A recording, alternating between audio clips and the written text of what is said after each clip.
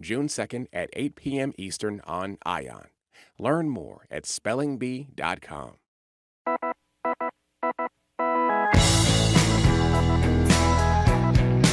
You're listening to Boston Public Radio, live from the Boston Public Library. I am Jim Browdy. Marjorie Egan has the day off. Sitting in is media maven Sue O'Connell. How would you be, Sue O'Connell? I am excellent, Jim, and thrilled to see you. And you are? Renewing our partnership on the radio together. It's pretty exciting. exciting. Be happier. Well, I'm thrilled to have you here, too. And Thank yes, you. since you were asking, I am recovered from my second bout of COVID in 2 weeks. Well, I'm immune, apparently. Have you? Why is that? I have not had COVID. I should have had COVID several times. I mean, I've Well, tested. you're surrounded by it. I'm surrounded by COVID. I've had people in my family who've had COVID, and I test regularly, so it's not like I don't know if I've, but, so I'm just going with that, not in a QAnon sort of way. I mean, I still believe in science, but I will donate my body to Harvard at some point if they want it. But not sooner rather Not than right later. now. Later, Yes, I'll that'd be the wait. case. I'll be happy to wait. We are happy to have you here.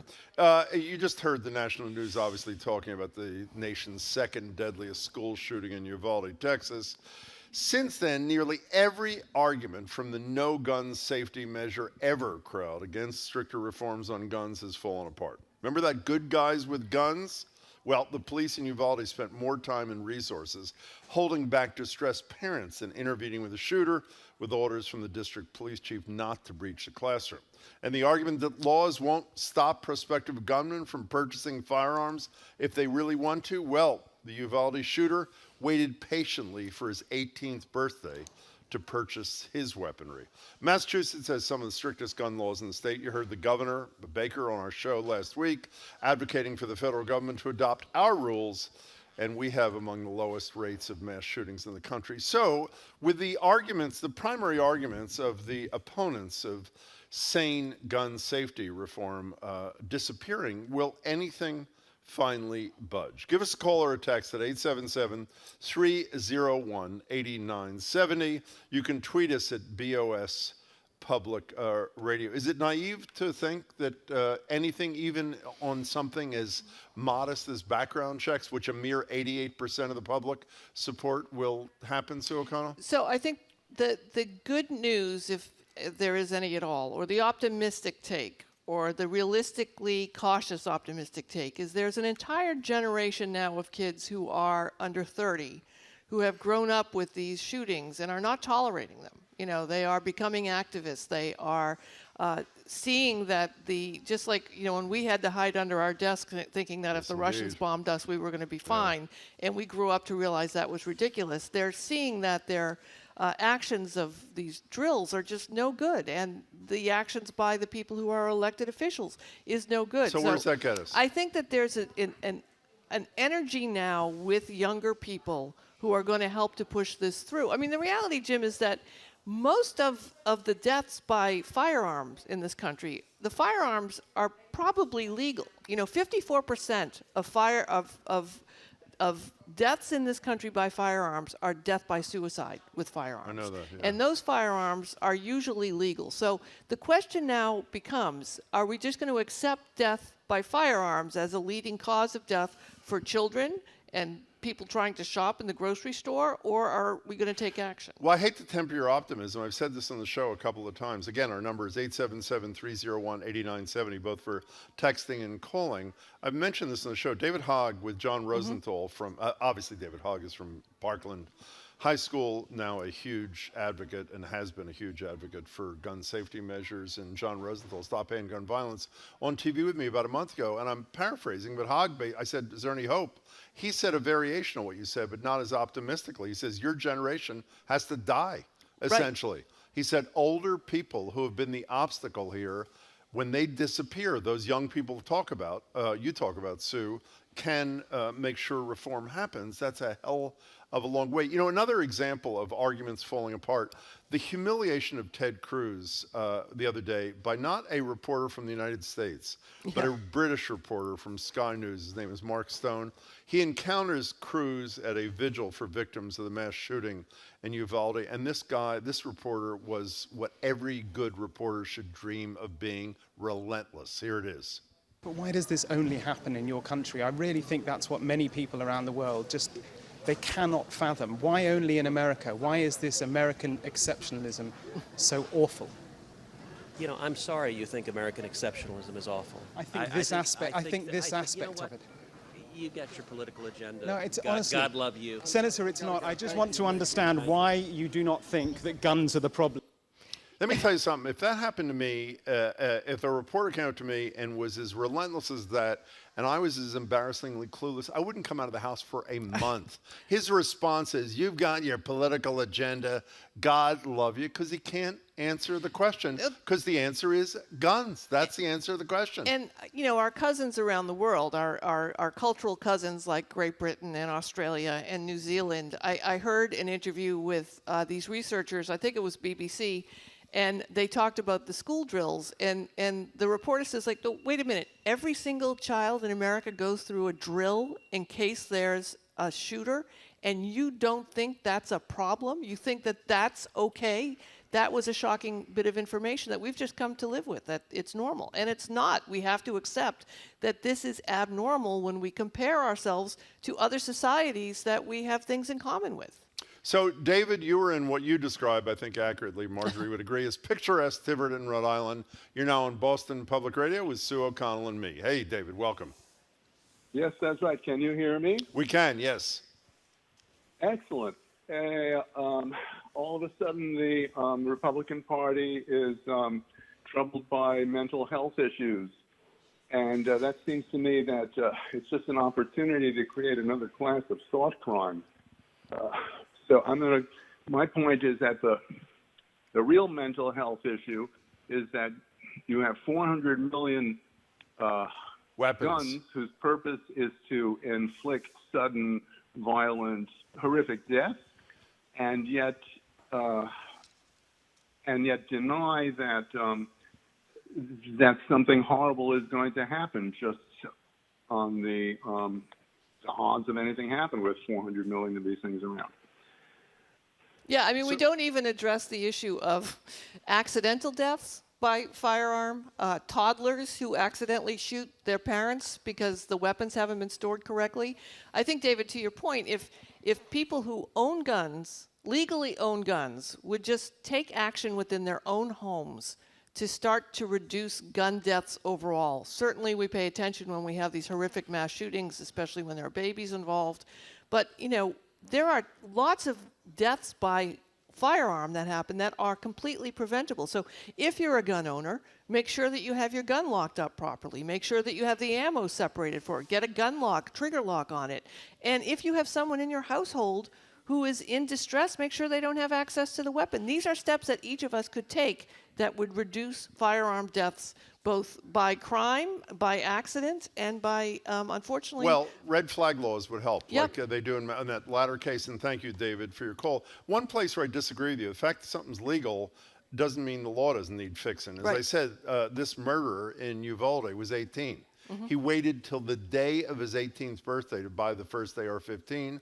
One would assume if the lawmakers in Texas had even the courage, and boy, this is a hell of a statement, of the lawmakers in Florida after Parkland, who did raise the age to 21, the assumption is this murderer would have waited till he was 21 and maybe grown out of it, maybe gotten the care, maybe one of the young women who he said he was going to rape in his social media stuff would have been listened to. Well, some did, and they just were not listened to. Yeah, and I'm not criticizing them for not, but I mean, it would have, him not having the opportunity to do this last week would have diminished the opportunity from it happening.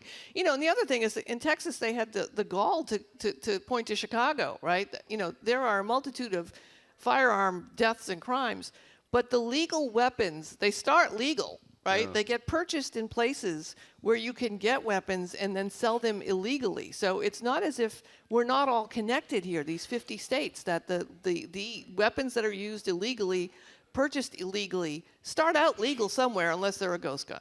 A couple of things before we go back to the calls. The question I'm posing about, in light of the fact that virtually all of the arguments of the anti-gun safety crowd have been undercut out of Uvalde, will it change anything? The assumption that that's built on is that rationality has anything to do with policy in this country, which it does not much any more. But it's amazing to me that people continue to buy the notion when Mitch McConnell, who was essentially responsible for the Supreme Court the way it is, and in a brilliant piece in the Washington Post yesterday makes clear the reason why there's been no gun safety stuff in a couple of decades is because of the brilliance of Mitch McConnell. When he says, I picked my lieutenant from Texas, Senator Cornyn, to lean the discussions with the pro-gun safety guy, Chris Murphy, from Connecticut, is anybody dumb enough to think that there's going to be a deal? They're going to do the same thing that the senator from South Carolina, Tim Scott, said about police reform. We tried our best.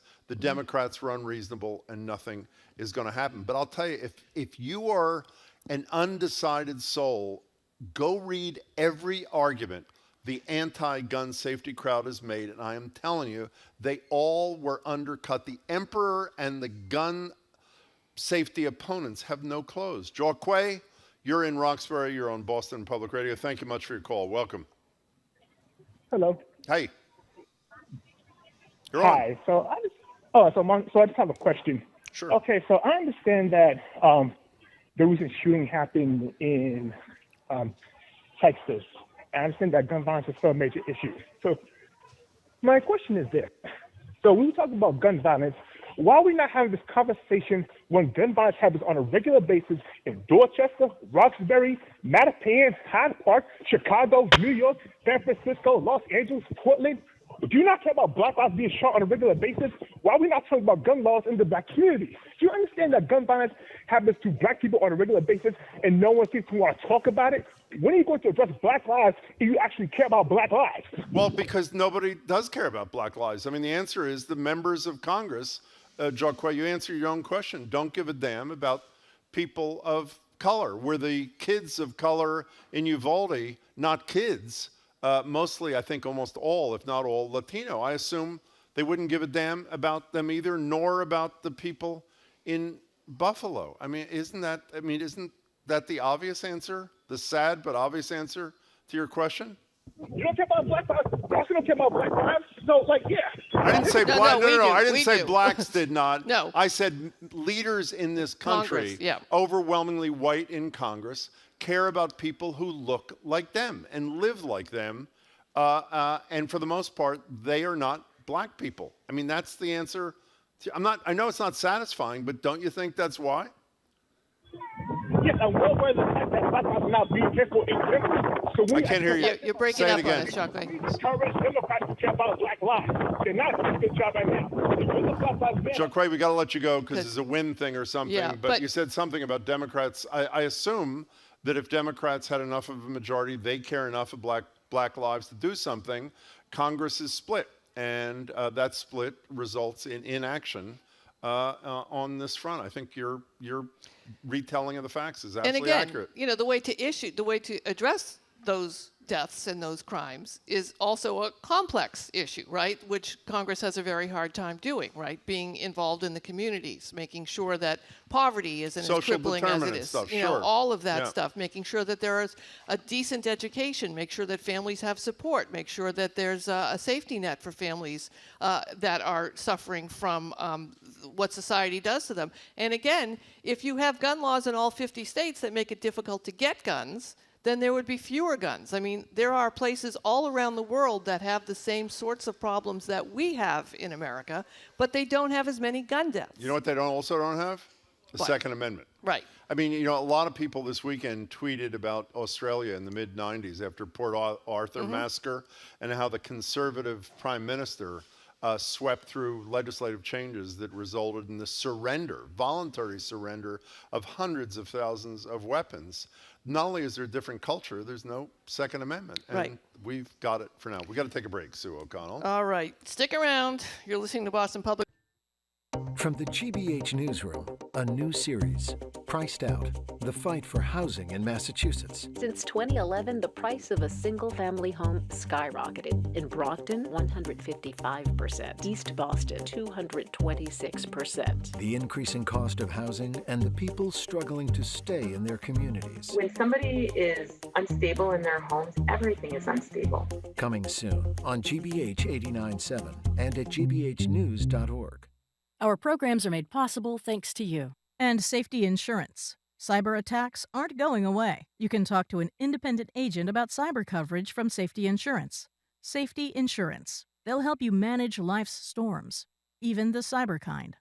And Bunker Hill Community College, offering 6-week summer sessions to achieve college and skills goals. 2 sessions, starting June 6th and July 18th. Registration is open. bhcc.edu/summer.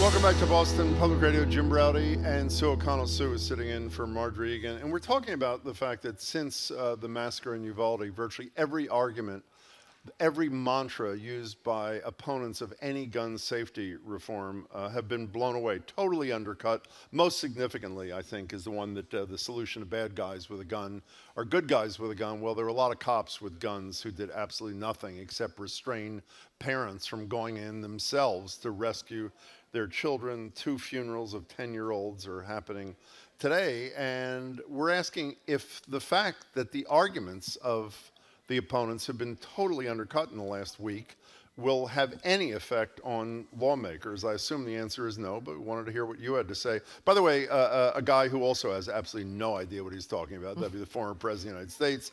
Donald Trump was at the NRA convention this past weekend in Houston.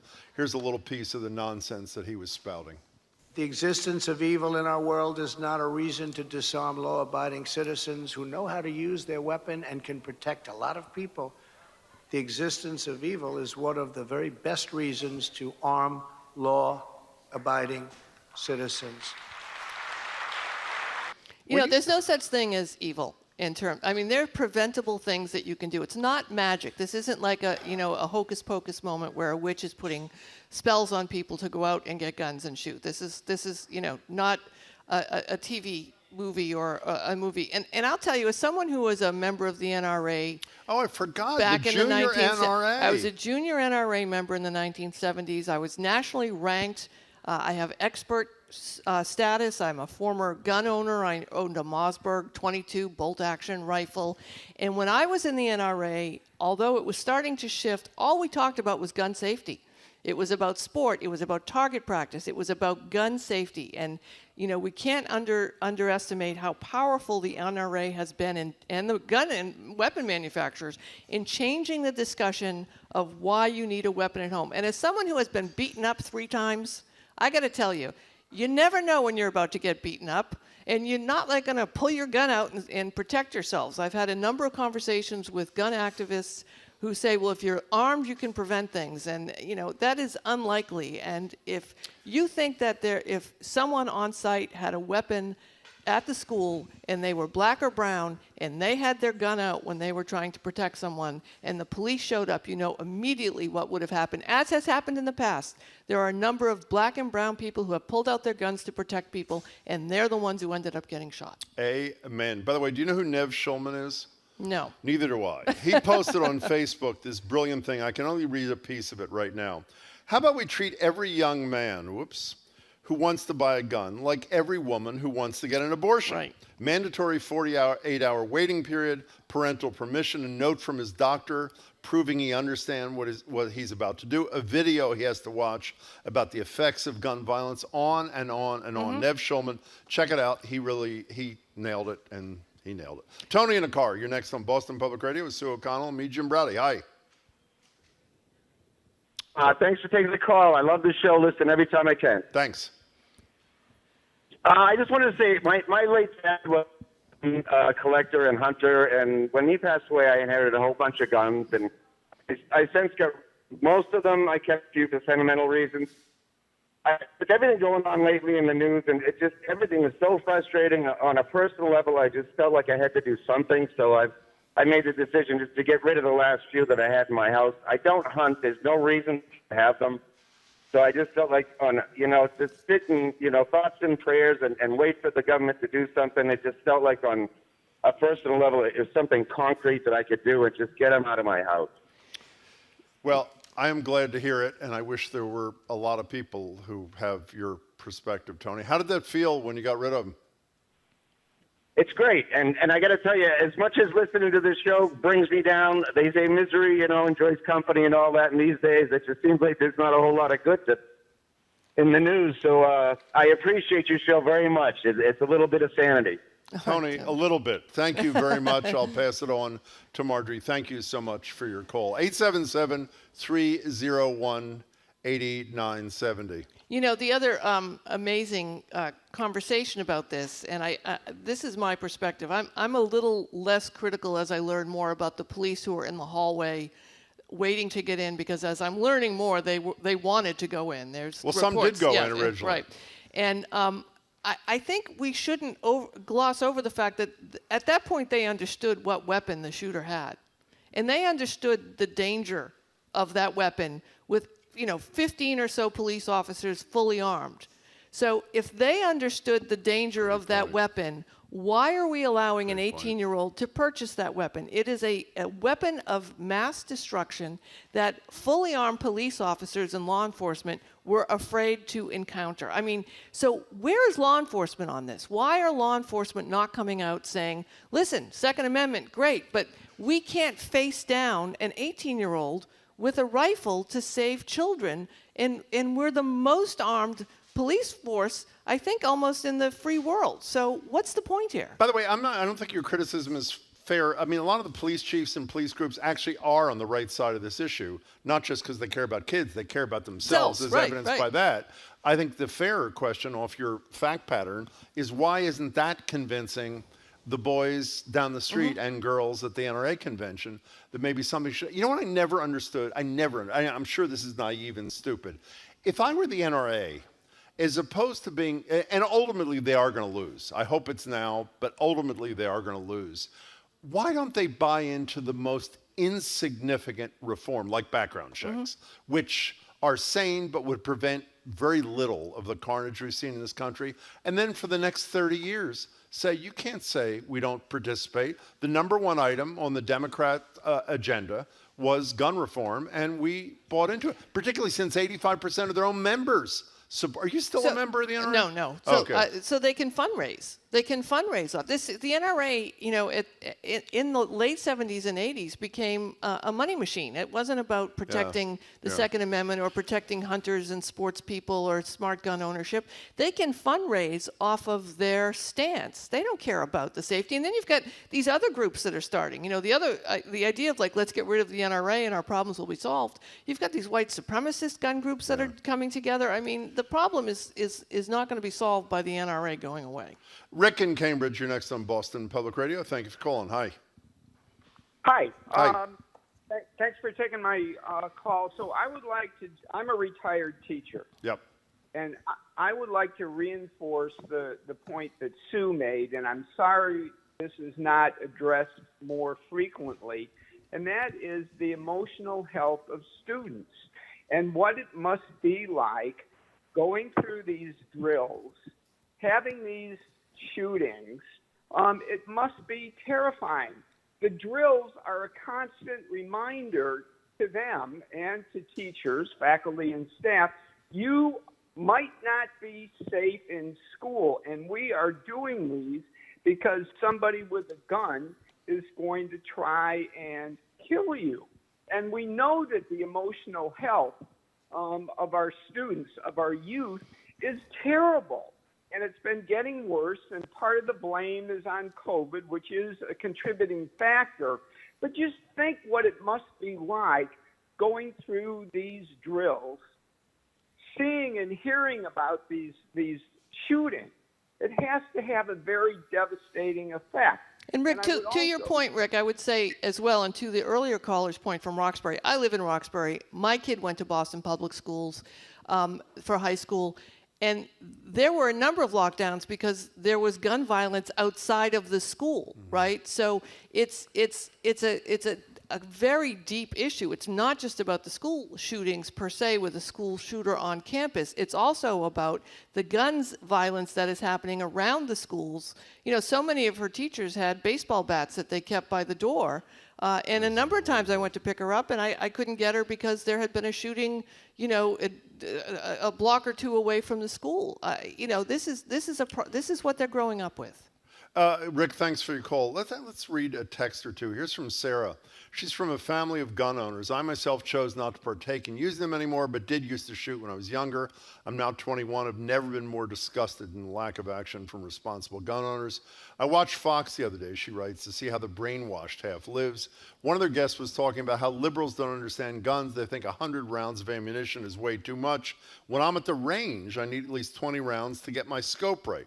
What that tells me, Sarah writes, is that one, this guy doesn't know how to use a gun, and two, he thinks his right to partake in a hobby, whoops, I lost it, my apologies, it disappeared, is more important than the lives of people who have been murdered by gun violence. I know my family who safely store a couple of guns in locked safes and taught me, I can't read the rest of it, but essentially but it's a point. It's a hobby. This is a hobby. That's an excellent point. It's a hobby. Very few people are actually going to defend themselves with the weapon that they own, right? If you're storing it safely and someone breaks in your house, you're not going to get the gun in time. So the issue is not. It's a hobby. She brilliantly said it. This is not an original thought, but is there a day where you don't wake up or go to sleep and your first or last thought is, this democracy is totally falling apart? Let me tell you, Jim, I live with a 21-year-old, my daughter, and she was telling me how she felt a couple of weeks ago, which she does all day long.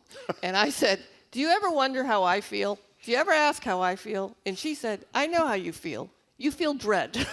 Because you tell me all the time how you were filled with dread for this country, and I do. Every single thing that is center stage right now, the either Republicans or the Supreme Court are on the other side of a vast majority of people.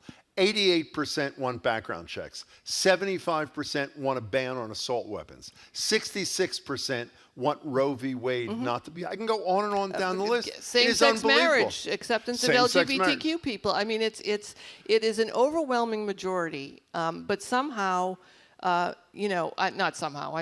We could go back into the Electoral College and a whole number of issues of why this keeps happening. Well, the United States Senate, too. But, we have to pay attention, and we have to stay engaged. Sally in Somerville, you're next on Boston Public Radio. As we're depressing every listener and ourselves, welcome to the show, Sally. Oh, thank you. You're not depressing people. You're being responsible. Well, you're a kind soul, even if you don't mean it. Thank you. What's up, Sally? Echo in my phone. I just want to say we need a Children's Bill of Rights now, because they are entitled to life, liberty, and the pursuit of happiness, and they don't have a say.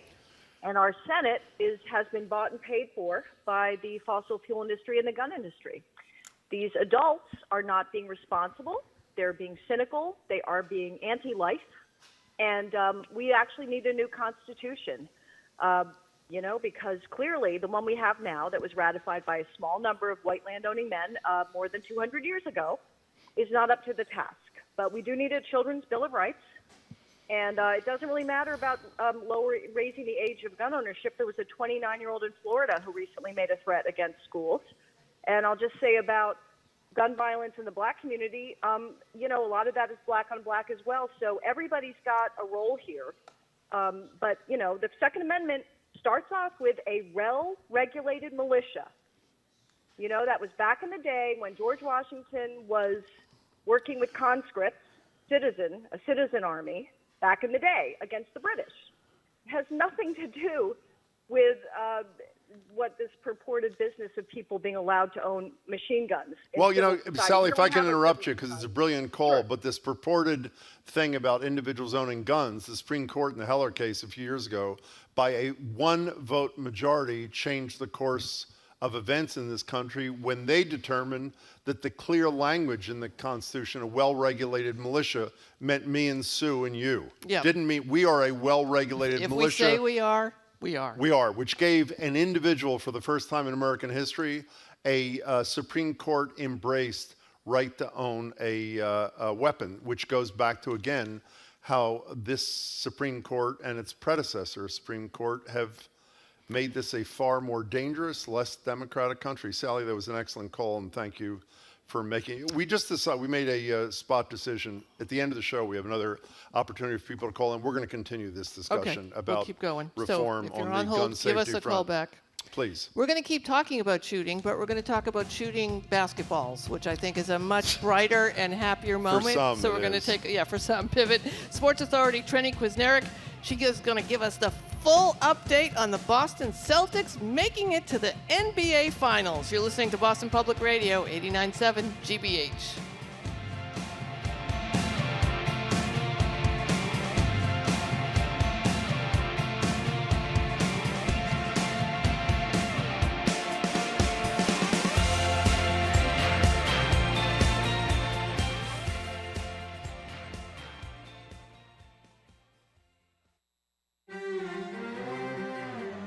I'm Marco Werman. Each day on The World, we step outside our borders to hear what's going on around the planet and to hear how events in the United States are seen across Africa, Europe, Asia, and the Americas. Our producers and reporters dig deep to find stories that connect you with what's happening worldwide. That's why we call it The World. Join us. This afternoon at 3, here on GBH News 89.7. Support for our programs comes from you. And the Boston Pops. This spring at Symphony Hall, you can enjoy film nights, Broadway stars, a gospel performance, and a celebration of the musical legacy of Duke Ellington and Billy Strayhorn. Tickets at bostonpops.org. And the British International School of Boston, offering a global learning experience through collaborations with MIT, the Juilliard School, and UNICEF. Spaces available for the fall. Learn more at bisboston.org.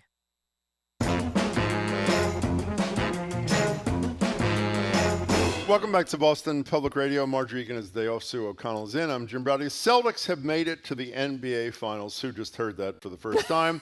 Turns out predicting Game 7 win with Chuck Todd worked. They'll play the first few games in San Francisco. Joining us now to discuss this and more is Sports Authority Trenni Kusnierek. She's also an anchor and reporter for NBC Sports Boston and a BPR contributor. Hey there, Trenni Kusnierek. Did Marjorie just jump on that bandwagon and ride it all the way to San Francisco? She may be there. We like, do hey not guys, know. I'm gonna take that Tuesday off, and I'm not gonna be able to make it the rest of the week, right?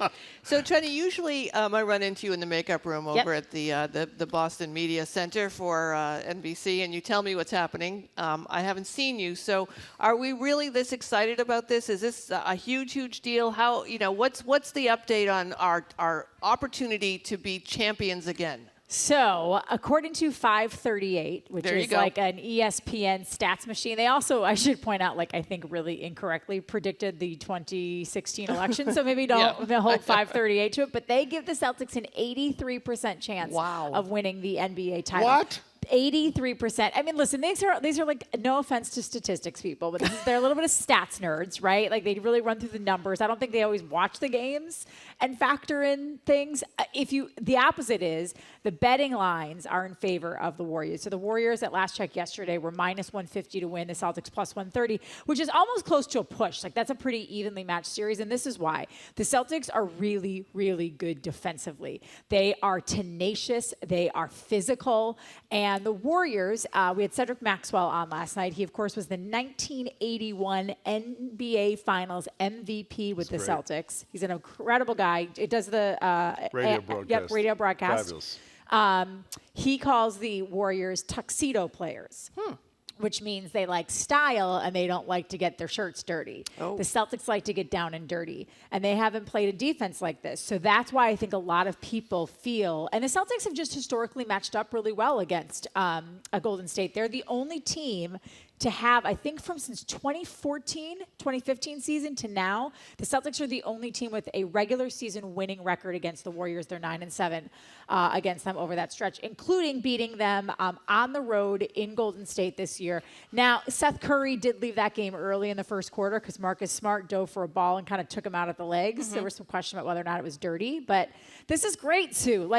Listen, even if they don't win the NBA title, this is a young team with a budding star in Jason Tatum, a head coach in Ime Udoka, who's gotten this team there in their first year, and a president of basketball operations in Brad Stevens, who's really astute and understands talent. They have a good core. They've got Marcus Smart, Jason Tatum, Jaylen Brown, Rob Williams.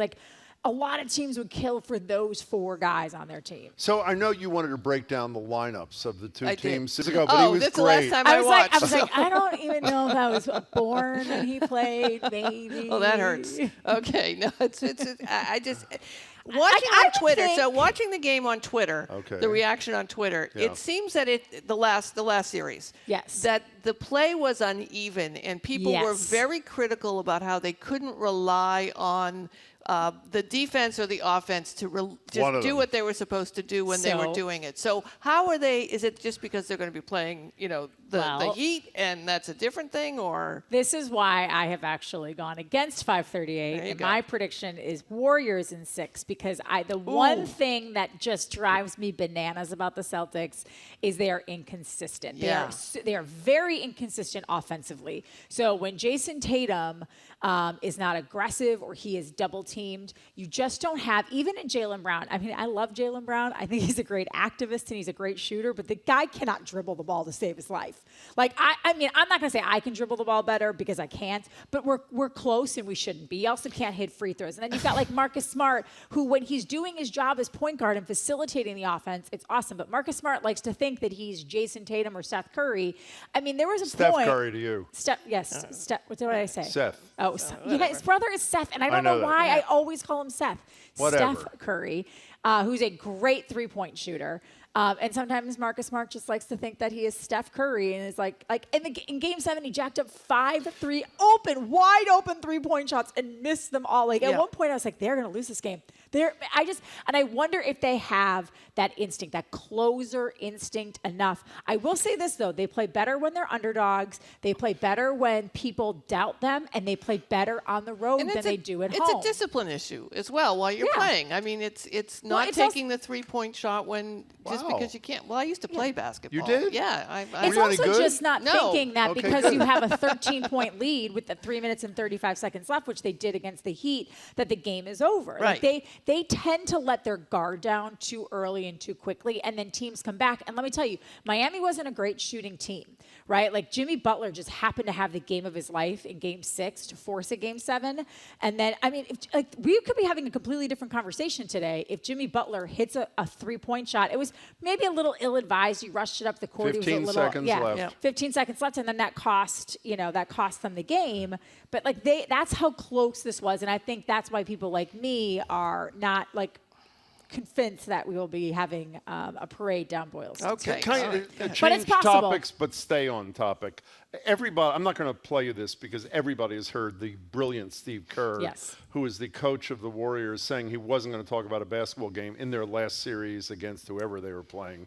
He wanted to talk about the violence in Buffalo and Uvalde. And I have to say, Ime Udoka, who I've not met, who is the first-year coach of the Celtics, who is getting a huge amount of the credit for the turnaround from a horrible first half season to making it to the finals.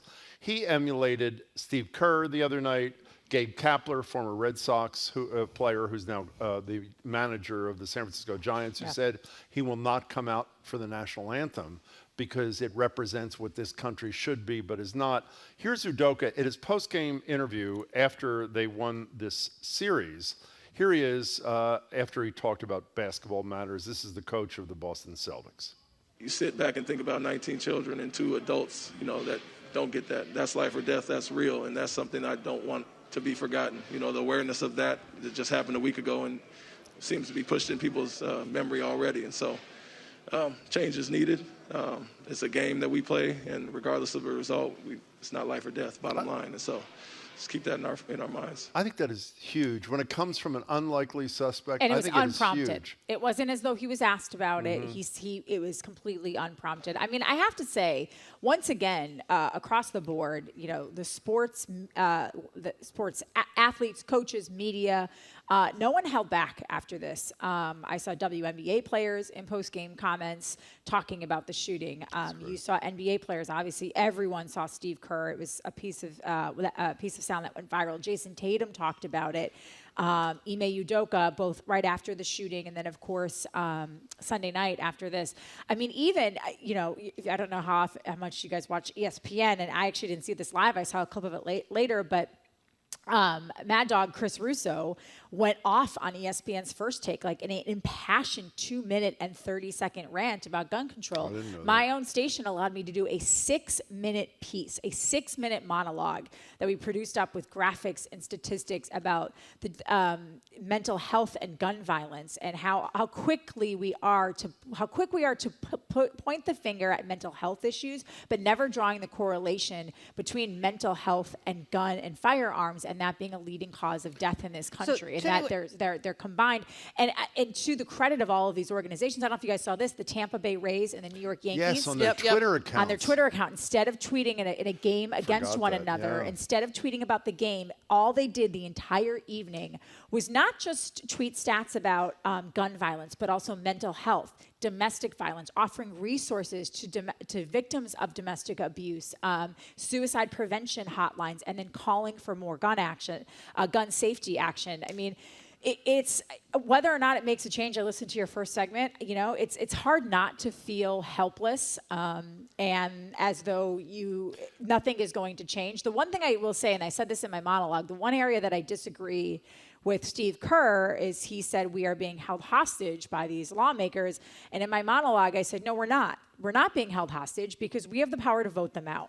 Ron Johnson, obviously being from Wisconsin, I'm keeping a close eye on, that's one of the Senate seats that's open this fall. And there are some great Democratic opponents to him that you can vote for in Wisconsin, that here, if you want to get involved, you can make donations to Democratic candidates in those states. You can push people to really take a hard, close look and hold these people accountable. We don't have to have Governor Abbott stay in power in Texas. Like, we as a people have a chance to vote these people out. You just have to mobilize and do it, because as long as they keep the power, they have the power. But I don't like the idea that we're helpless. There are things that we can do if we're willing to do. You know, since we've mentioned Steve Kerr about 12 times, even though I said I wasn't going to play because everybody heard it, it was so powerful.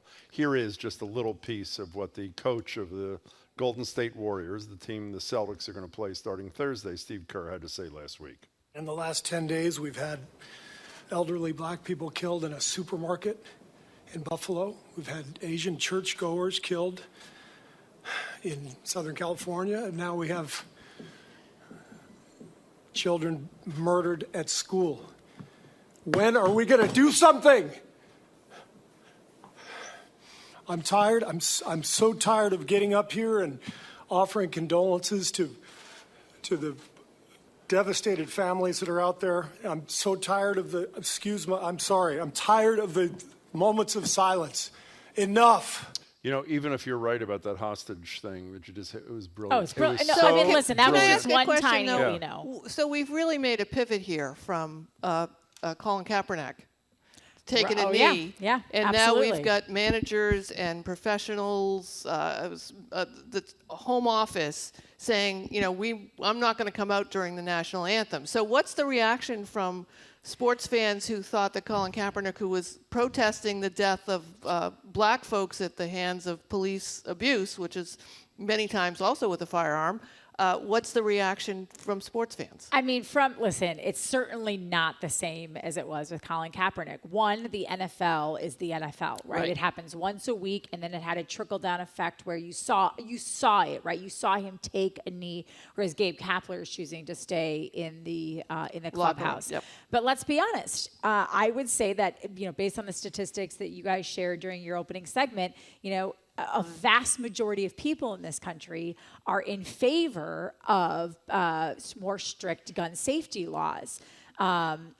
And so I think it's easier. I think race is always just so much more divisive in this country. Mm-hmm. But I thought about that juxtaposition as well. And I also wonder if this was a black athlete or a black manager or coach, would the response be as accepting? Would it also be as accepting if this was the manager of the Atlanta Braves and not the San Francisco Giants, which is obviously a very liberal, you know, area of the country where I think people probably are more like-minded of Gabe Kapler than they are, say, again, if Craig Counsell, who is the manager of the Milwaukee Brewers, said that, I don't know what the reaction would be in the state of Wisconsin and for Brewers fans. It might be very different than a different type of fan base out in San Francisco. We're talking to Trenni Kusnierek, our sports person. All right, let's take a little turn and talk about the country club In Brookline, This article was fascinating. Mark Shanahan over at the Boston Globe. They've Such a got great writer. The Open coming. It's very exciting, but none of us really. As in golf. Yeah, the golf. Thank you. Yeah. It's the U.S. Open. The U.S. Open. Yeah. No one really knows who the members of the Brookline, the club, are. We do know who wasn't a member, Tom Brady, but then Giselle was. I didn't know until I read this article that Giselle was granted membership and that only by virtue was Tom Brady allowed. I also realized I have visible tattoos. I could not be a member at the country club. Like, I'm wondering if I go to watch the U.S. Open, will they make me put long sleeves on even if it's like 170 degrees outside? Well, I think, no. Well, I don't know. We'll have I to don't find know because out. I didn't have these. So I did go once to the country club. Only once. I have friends who are members. They were like young junior members, and they invited me to go to the pool. And like, listen, Who were they? You going to tell us who they were? No, I will not tell you. I will keep the secrecy of the country club family. But like, you have to understand. Like, I know that I'm on television and I'm like kind of far left, and I seem like this liberal elite. Like, my dad was in pest control and my mom was a bank teller. Like, I grew up, like, our lake house, like, my parents think, like, fancy is, like fancy wine is, like, yellowtail, right? Like, they don't know. Like, Moscato is, like, the best. Like, they love anything that's sweet, right? So I did not grow up fancy. I had never even been to a country club. And then I go to the country club, and I think I had, like, a Target bathing suit on. I was like, oh, my God, I can never. I literally went out and bought all new summer stuff because I was like, if they ever invite me back again. Like, kids were, like, in little Lacoste, like, pop collars. Like, no money exchanges hands. I was like, this is how the other half lives. It was very lovely. The other half, the other 1%. That's how the other 1% lives. 1,300 members. They won't say who they were, and not one person who Mark Shanahan talked to would speak on the record. Well, what who is wants this, to like jeopardize? the CIA? Who wants to? I will say. By the way, you know what I'm willing to do? I would never willing to do this before. I am a member of the country club, and I'm willing to speak out. Oh, no, I'm not. Why haven't you ever invited me? I don't want to be a member of any club that'll have me. So, Thank you, Groucho Marx. Thank you, Groucho. One of the great lines of all time. Listen, there was a part of me that understands it, right? Like, let's just say that you are kind of famous, right? Like, I can understand wanting to protect the privacy of your members. Like, it obviously. But protect from what? This is the part that I don't get. What, you can't force your way in. You can't get in, right? They say that they are more diverse than they used to be. Women can't get in. Black people can get in now. I couldn't believe that, like, black people couldn't get in there until like 1994. No. Like, how was that even allowed? Because it's a private club. They can do whatever they want. But they're saying, you know, we're more diverse. They're good citizens to Brookline. I know that they host events sometimes for Brookline nonprofits and whatnot. But what is there to hide? What's the secrecy part? Is it just for the sake of secrecy? It's not secrecy. It's anonymity. It's elitism, right? Like, but don't you want can't people get to in, know you're elite? I want people to know if I was elite. But I think if you're that wealthy, you don't want people to know that you're that wealthy. And there is something about being surrounded by other wealthy people and not having everyone know, because then you can pretend you're a normal person on the outside. Oh, it's like Donald Trump. That's a great point, by the way. He doesn't want any publicity for his... But I don't know. I didn't grow up in that world, but I like, it's that way for a reason. I don't know why. I just was more fascinated. I was fascinated that you need 8 references, and they have to be social references. They cannot be business references. Right? They must be social. Yes. But then somebody fancy at my office told me that all country clubs you need social references. Like, you can't just like. Well, clearly join. none of us Not have all applied of them, for but a country club. nice. We're all like, whatever. I don't know how you get in. I asked my fiance golfs all the time. I was like, will you ever join a country club? He's like, I don't know. Maybe. I was like, just make sure it has a pool. Like, that's all I care about. You know what the best part of this is? You know what the name of this joint is? The country club. The country club. Well, because it was the doesn't first... even say the Brookline. The country club. What was the first country club in the United States of America? I mean, I don't know. It's sort of like British royalty, right? Like, isn't that sort of what this is? Like, I don't. We have to be a little fair. Could someone call in By the and way, like marble their voice if you belong there and explain to us why you need all this A friend secrecy? of mine texted and said that they actually allowed a Jewish guy to deliver 2 corned beef sandwiches the other day. It was they had to important. leave right away, but they were able to. I mean, you know what my analysis is based upon nothing? I don't think it's just the elitism. I think it's taken on a life of its own, and it's sort of a fun kind of thing, because there are a ton of elite things in this town and across the country. Right, Why would you there's feel lots anything of- weird about that? Well, So- there's also the Clubs condos when you're trying to get an apartment in New York or buy a condo in New York, and the board also sometimes will reject you if you're famous because they don't want any of the bells and Paparazzi. paparazzi. That's what they said about Brady and that's, Giselle, That's what yeah. they said about this as well. There is a part of it I understand we don't want you because we don't want attention, but I mean, I think all of it also is, and like again, maybe this is just being like not understanding the institution, but there seems to be like an old money tied to it, right? Yeah. Like, oh, you're just that newfangled, cute like Right. tech money. We don't need that here. Are you can covering go. this thing? I am not. I mean, we have people who will be on the ground there. It's what's weird about it is actually coincides with the NBA Finals now, so I'm not sure that's a how we're going to great balance point. it. I do know, so it is on all of the networks of NBC, so it is an NBC property. So I know NBC 10, which is our new sister station, they will Sue. I'm counting. I don't think Hi, Sue Sue. will be there, but someone from Sue's yes. station We'll will be there. Imagine me being there. I think we had planned on doing something live from the U.S. Didn't Open. Mark Shanahan say 175,000 people are going to be Oh yeah, I on mean, the I'm trying- grounds I'm- for this Have you ever thing? tried to go to trying to work, CVS over yeah. there when it's happening? It's a nightmare. That's where I get my gas, and that's one of my CVS's. Well, you're gonna have to It's find crazy. a different place to go to Yes. CVS and get gas. Nuts. All right. I just want to go to the U.S. Open there now because I want to say that I was on the grounds of the country club again. Right. Okay. Well, Although we'll see now if we I'm get probably it. You ever after been I to said what? all You of ever been this, to a I'm major probably golf banned. tournament, either of you No, two? I can't imagine. Oh yeah, going. I've been to. Well, you've worked one. I went to Marjorie and I went to the Deutsche Bank thing Okay. somewhere in the suburbs. We were at the old radio Yeah. station. It actually, it's in a perverse way, it's sort of fun. Oh, it's super I mean, fun. it is actually. I tried to play golf for a couple of years. How'd that go? And not well. Not it's well, just no. it's not a game I Yeah, I've covered a enjoy. couple of U.S. Opens. I covered You one have? at Winged Foot, and I covered one. There was one in Pittsburgh. I think it was Oak something or other. Can you explain something for me? Why can a hitter in baseball hit a 100-mile-an-hour pitch with fans screaming, but a golfer cannot putt or hit a drive That's why with even any person That's why speaking? no one can know who's at the country club because there can't be any Exactly. distractions. Can't have any like, cameras clicking from the paparazzi. Oh my goodness. Okay. All right. Oh, that's it. All right, we're all done Nice with to you. got see for me? We're done with That's you. it, We yeah. have more. We'll talk in the dressing room. We will? Where we have to do our own makeup, just for the record. You do? So do we yes. now. So do we. That's because of the pandemic. We have a wonderful person, Phoebe, who does wonderful makeup. Yeah. but Really? It is the end of a pandemic. Yeah. You know that. Is. We'll Not see for how- radio. Radio, you don't For, get. you have makeup for Greater Boston? We used to before Yeah. the pandemic. Yeah, we that's will why again. I'm over there all the time. I go there, get my makeup done, and then I go over to NBC Gets 10. a pedicure, I get then it goes free, to the whole work, thing. and the whole That's deal. fancy. Then I stop by the club. Oh, did I say that out loud? Sorry. All right. In any Trenni case, Kusnierek, Trenni, goodbye. Nice to see you. anchor and reporter for NBC Sports Boston and a BPR contributor. Coming up, Republican candidate for Governor Chris Doughty is here on the phone to make his case to keep the top executive seat in the red. You're listening to Boston Public Radio 89.7 GBH.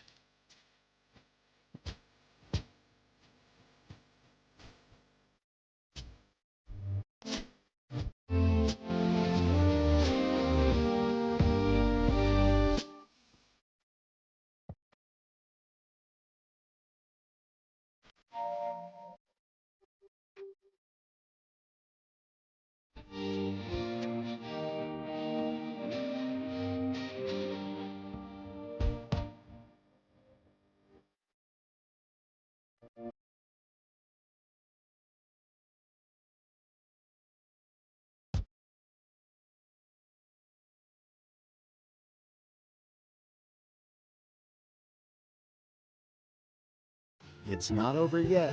More smart conversation about community issues is up ahead with Jim Browdy and Marjorie Egan on Boston Public Radio. Right after a news update from NPR. Stay with us here on GBH 89.7. Support for GBH comes from you and the Office of the Massachusetts State Treasurer. The Unclaimed Property Division is holding unclaimed funds for the citizens and businesses of the Commonwealth. You can see if you have unclaimed money at findmassmoney.com.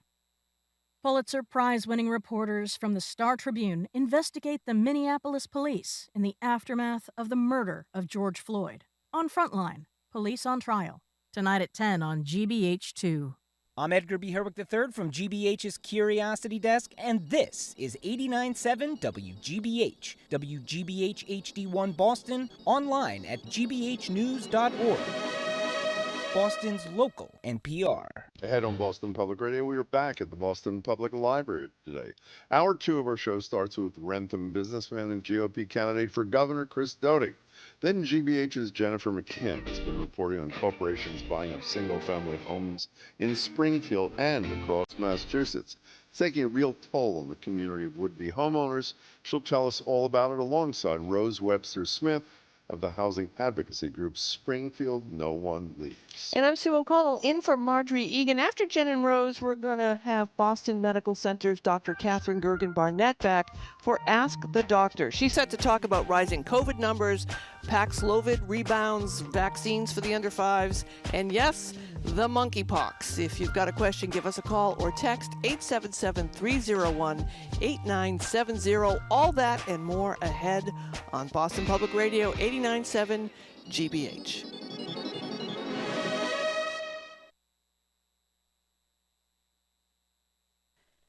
Live from NPR News in Washington, I'm Lakshmi Singh. The first funerals are being held today for the 21 victims of the elementary school mass shooting in Uvalde, Texas. After recently visiting Uvalde, President Biden promised something would be done about the rising level of gun violence in America. He signaled optimism that some congressional Republicans would back further restrictions on the kinds of high-powered weapons the gunmen in the Uvalde and Buffalo, New York shootings used. A bipartisan group of senators is expected to resume talks today.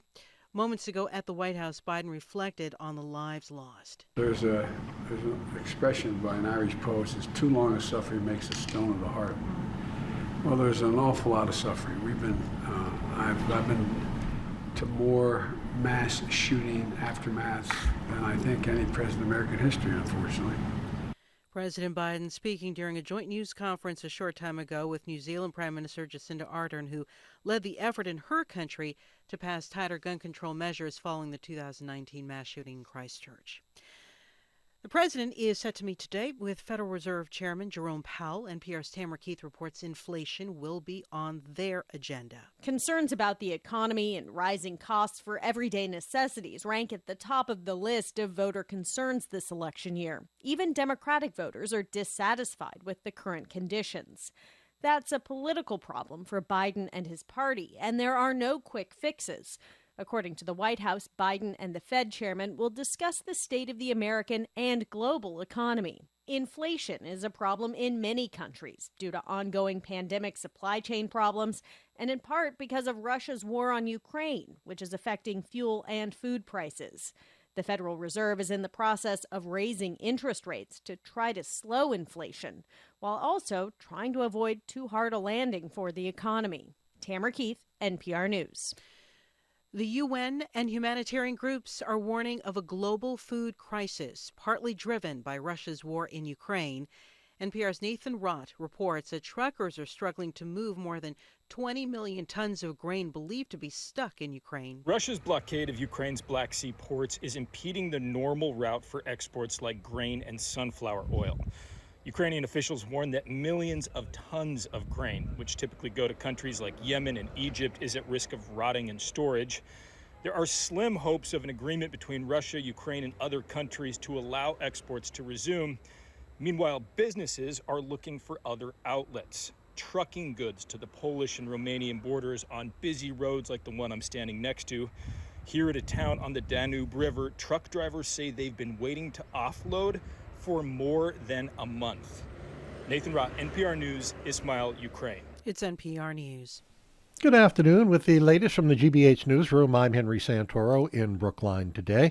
The summer boating season now officially underway, but filling up dockside is leaving some skippers with sticker shock. A gallon of gas now $2 more than a year ago, and the cost of diesel is through the roof. That's more than doubled.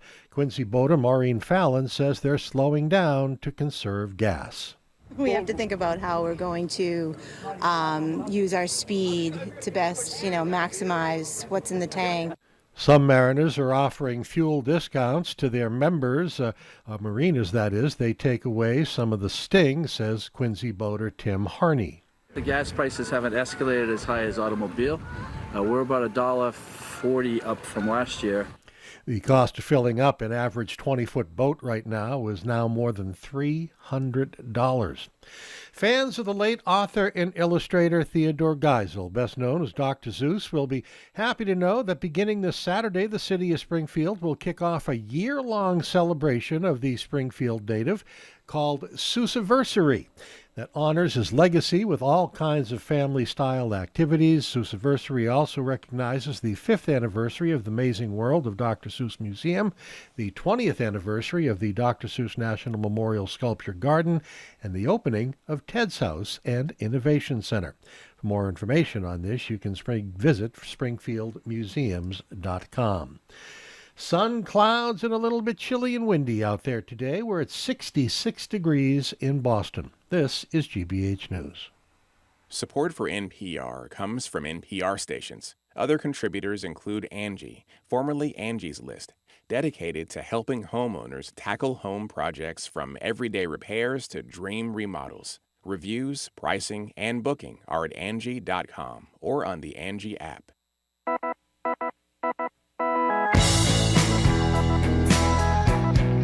Welcome back to Boston Public Radio. I'm Jim Browdy. Marjorie Egan is off. Sue O'Connell from what are you formerly I am from NECN and NBC-LX and occasionally NBC 10 Boston and Bay Windows and South End News. Continue? No, that's plenty. Thank you. But Sue O'Connell, Media Maven, is with me, and we are both joined now by Chris Doughty. Chris, of course, is a Republican candidate for governor. Chris, thanks so much for joining us. Hey, Jim. So good to be back. Thanks for having me on. Pleasure. Hey, Chris, let's just set the table. Why are you running for governor? You know, what type of Republican are you? What's your pitch? Oh, well, thanks so much. Well, you know, I'm running for governor for several specific reasons. One is to make our state more affordable. We've just become so expensive to live here. Even my adult children were not able to settle here. It's hard for our senior citizens. It's hard for our working families. That's one thing. The second thing is I believe we're overspending and we're overtaxing in our state government. I come from the business world where I don't like to waste money, and I believe we're wasting too much money. I'd like to fix that. Thirdly, I like a really well-run organization, and I would like to make our state government one of the best-run, education, law enforcement, all the things that our state government provides. I'd like to make it one of the best-run states in America. Chris, we'll discuss affordability a little bit more with you in a minute because I think everybody cares about that who's listening to the show. The most urgent thing, I think, confronting most of America is gun violence right now. Since I spoke to you on TV, Buffalo happened, Uvalde happened. What's your reaction to what America's endured the last couple of weeks? Yeah, it's heartbreaking, I think, for all of us. After Sandy Hook, to have it happen again down in Texas is just a travesty. You know, I've been looking at the statistics here in Massachusetts, and we're doing well. We have the lowest gun rate in America. We have the lowest gun ownership. For the most part, our gun safety laws are the most strict in the U.S. I would like to say that as governor, within my first 100 days, I would like to do a gap analysis on our schooling. It has felt to me that there's been erosion in our schooling, and our educational system used to be the jewel in America. And in the first 100 days, I'd like to do a full gap analysis. As part of that gap analysis, I'd like to confirm and assure myself and all of our citizens that our kids are safe when they head off to school. You know, the other day, the current governor was with us. I think it was Wednesday or Thursday, and we talked about Uvalde. And Governor Baker told us he supports federal action on gun reform. Here's a little piece of what he said.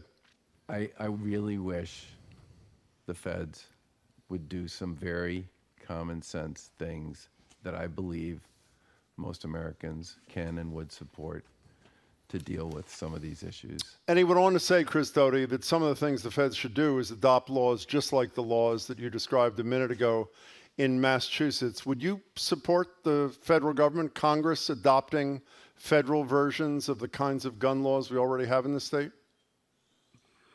Well, I agree with Governor Baker that there are some problems that are just common sense solutions. And I think a lot of things we've done here in Massachusetts I would consider as common sense. And so I would agree with him on that. Like an assault weapons ban nationally, you'd support that? I think as long as law enforcement was in agreement, you know, I'm a law and order man, and I want to back the blue. I have seen here in Massachusetts that we have some of the finest law enforcement professionals maybe in America. And as governor, I would rely heavily on our law enforcement to give us direction and input on what they think is most important. But you would support an assault weapons ban if you were convinced that police leadership was there too? Yeah, I think if it was common sense and the police were on board and supportive, I would certainly look at it. We're talking to Chris Doughty, who's one of the two Republicans running for the nomination to be governor of Massachusetts. Chris, you're talking about affordability in your campaign. What is it that you see as a problem? There's obviously inflation. There's obviously the cost to live here in general. There's obviously the cost of buying a house or a condo, and rent is through the roof. What do you see are the major drivers of folks not being able to stay here like your kids? And what are some things that as governor you have the power to do to help people live here and be able to afford to do that? Yeah, we rank the highest on almost every category: transportation, medical, housing, groceries. Just about every category, our citizens are paying more than 85% of their fellow Americans. So I think part of it is just being intentional and having goals. Just north of us in New Hampshire, they are reducing taxes at a fairly fast clip, and they're very proud of it. I think in our state, we could start by just looking at tax reductions. There's many states that have already enacted tax reductions because of the surpluses they're enjoying. I would give our state a very low grade for tax reductions. We just haven't even started yet. I think on day one, I'd like to walk in and start introducing tax reductions to reduce the burdens on our families.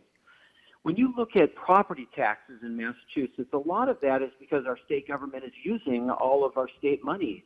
I would like to lean out and simplify and begin reducing the regulations and the cost of operating our state governments so that we can push money out to the towns, cities, and municipalities to begin reducing our property taxes.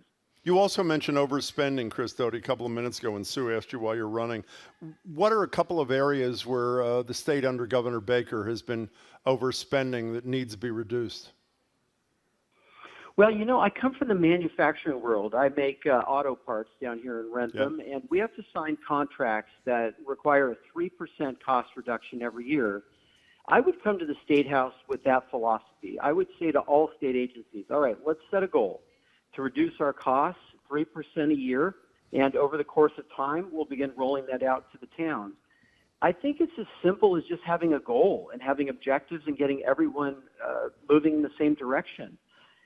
It's amazing how when you add a lot of small little adjustments, how it adds up to be significant. And that's what I've experienced in my business life, and I would bring that to the State House. You also mentioned, having a government that is well run, and, by almost every metric that folks judge a successful state, with the exception of how much it costs to live here, Massachusetts does very well as a leader in so many areas. What areas, what departments, what categories do you think the state is doing poorly in and needs an overhaul to become a well-run, functioning government? Yeah, our state has done well. I agree that we are a good state, but I feel erosion in some areas. One is obviously on the MBTA. I worry about that area because it's asset intensive, it's labor intensive, and right now it is financially losing a great deal of money. The other one I feel is education. I feel some erosion in our education here in our state. Would like to work on that as well. There's crime that I worry about, that we're understaffed in our police, and so I worry that we might see a spike in crime. Opioid addiction, most states are doing worse every year, and so are we. So we are trending in the wrong direction. So I'd like to, on day one, get in and start understanding how we're going to fix the opioid addiction problems here. How comfortable, we're talking to Chris Doughty. Chris, you went into the Republican state convention not even sure if you would get the party mandate of 15% of the votes of the attendees. You doubled that. You came in with 29%. At the same time, you had the Republican endorsed candidate for Secretary of State talking about our schools, teaching and urging kids to have oral sex when they were 5 years old. and a whole bunch of other rhetoric that was really, I have to say, out there. Did you feel comfortable in that environment? Were you okay with that kind of talk from some of the people endorsed by the Republican Party and others who spoke at the convention? Well, at the convention itself, I was so busy meeting delegates. I made a goal to try and shake every hand in the convention hall, and so I did not hear the speakers. Well, you've read about the Secretary of State nominee. How do you feel about it now that you've read about it? Yeah, that's unfortunate. It was rhetoric that was inappropriate, and it was harsh, and certainly not supportive of that. Could you vote for her?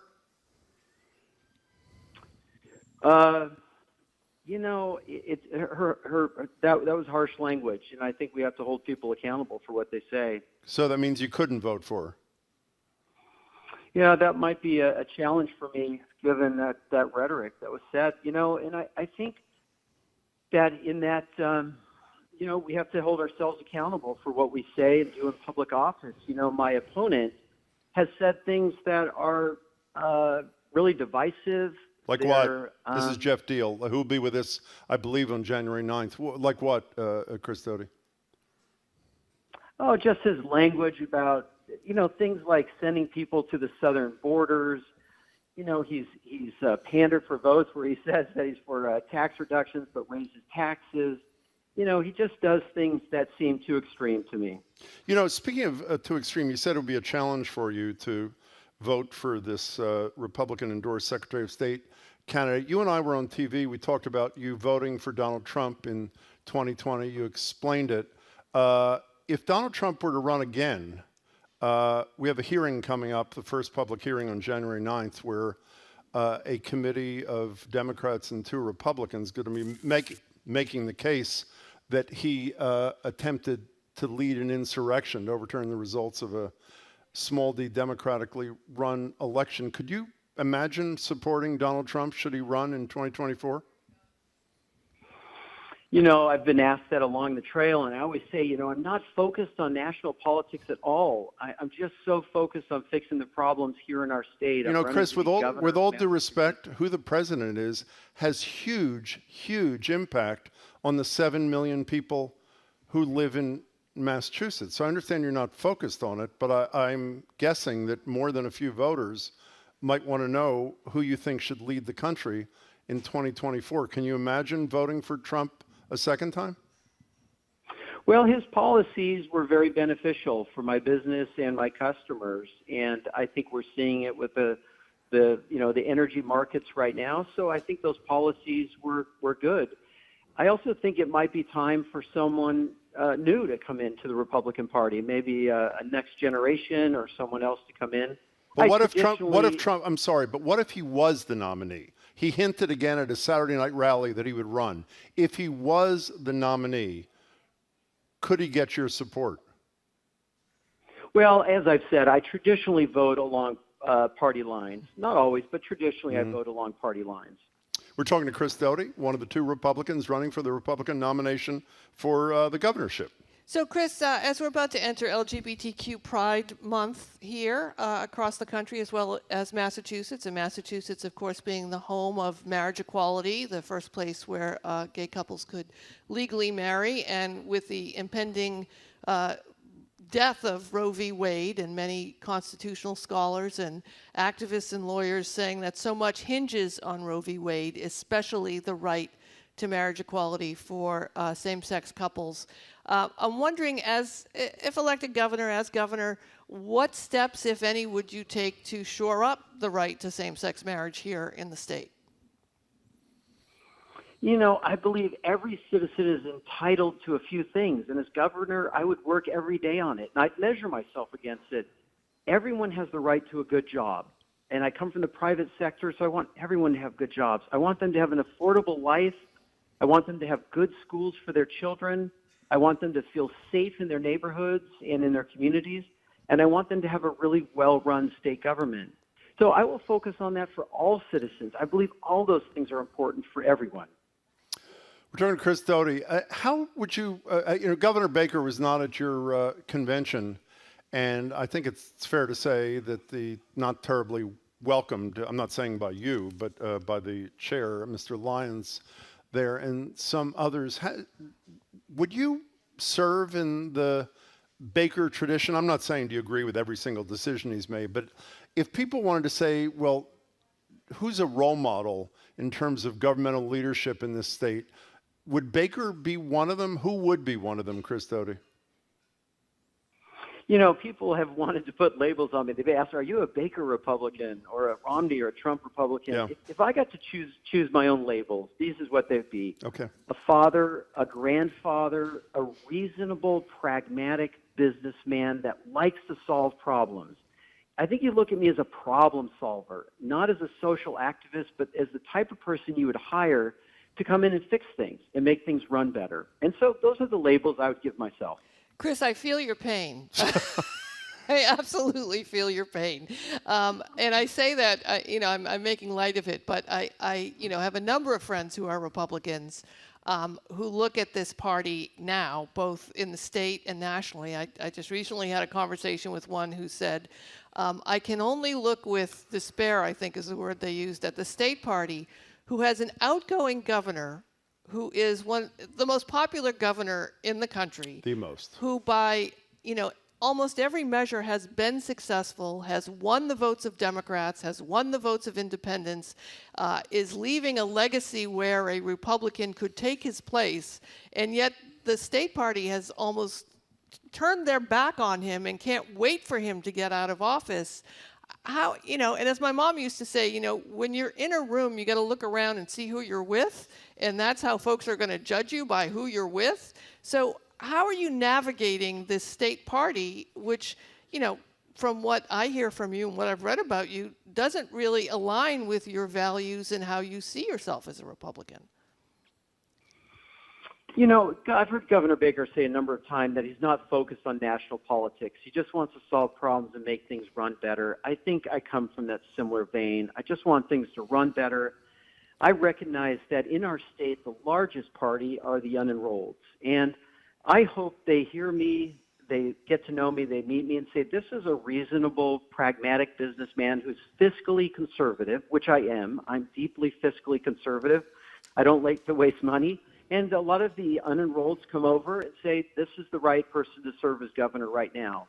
In my heart, I believe that I'm the right person to serve as our next governor. When you said fiscally conservative, when you and I spoke a couple of weeks ago on television, you said socially, what was the adjective you used for socially? Well, Jim, you're testing me. I'm asking. Recall, but whatever it is. Yeah. I'm a pragmatic. I think maybe pragmatic, common sense, practical might have been the word. By the way, it was not a test. I forgot, to be perfectly honest. I was hoping you'd bail me out. So a pretty critical issue about social pragmatism, if that's the word you want to use, Chris Doughty. Sue asked you about same-sex marriage, which obviously started here, as we all know, a couple of decades ago. You and I spoke also on TV the other day about your position. You're pro-life, to quote you. You support exceptions only for rape and incest. We are probably 3 weeks away, unless there's a dramatic shift from a 5 or 6 vote majority on the Supreme Court gutting Roe v. Wade. If another bill made its way to your desk that ensured that the right of women in Massachusetts to an abortion was protected, despite what the Supreme Court said, would you sign that or would you not? Well, I recognize that we are in a pro-choice state and that abortions in our state are safe and legal, and I'm not going to change it. So you would sign such a thing if it were to protect the rights of women in the state. Is that correct? Well, we'd have to read the exact language. Governor Baker had resisted, and I think it was smart that, 16-year-olds he felt was too young, and so we had to read the specifics of the legislation. But conceptually, again, assuming the details were in line with what you could live with, you could sign pro-choice legislation in the state.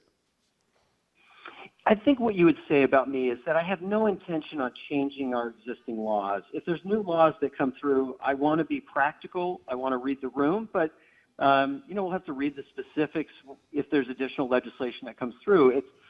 The abortion laws are well established in our state, and And they're codified into law, so I can't imagine there's many more bills that come through. Well, actually, if I may, I'm sure you read a piece that Judge Nancy Gertner and her husband, John Reinstein, former legal director of the ACLU, wrote in the Boston Globe the other day, saying that if Congress, assuming Congress becomes Republican, and assuming a Republican is elected president in 2024 to begin serving in 2025, if a fetus in America was granted personhood by Congress, that would override both the statutory and constitutional protection, at least according to Gertner and Reinstein in this state. So again, I'm sorry to press it, but in that circumstance, if a bill got to Governor Doughty's desk, reaffirming the pro-choice protection for women in this state in the wake of federal action undercutting it, subject to the I's dotted and the T's crossed, would you sign such pro-choice legislation? Chris? Well, again, Jim, I hate to repeat myself, but I really believe it is that, we're in a pro-choice state. Abortions are safe and legal here. I don't want to change it, but any legislation, I'd have to read the particulars and the details of it. We're talking to Chris Doughty, one of the two Republicans running for the Republican nomination. On that note, by the way, we should say we have invited you and Jeff Deal on Greater Boston to join together to have a discussion, a debate. You have accepted, from what I understand.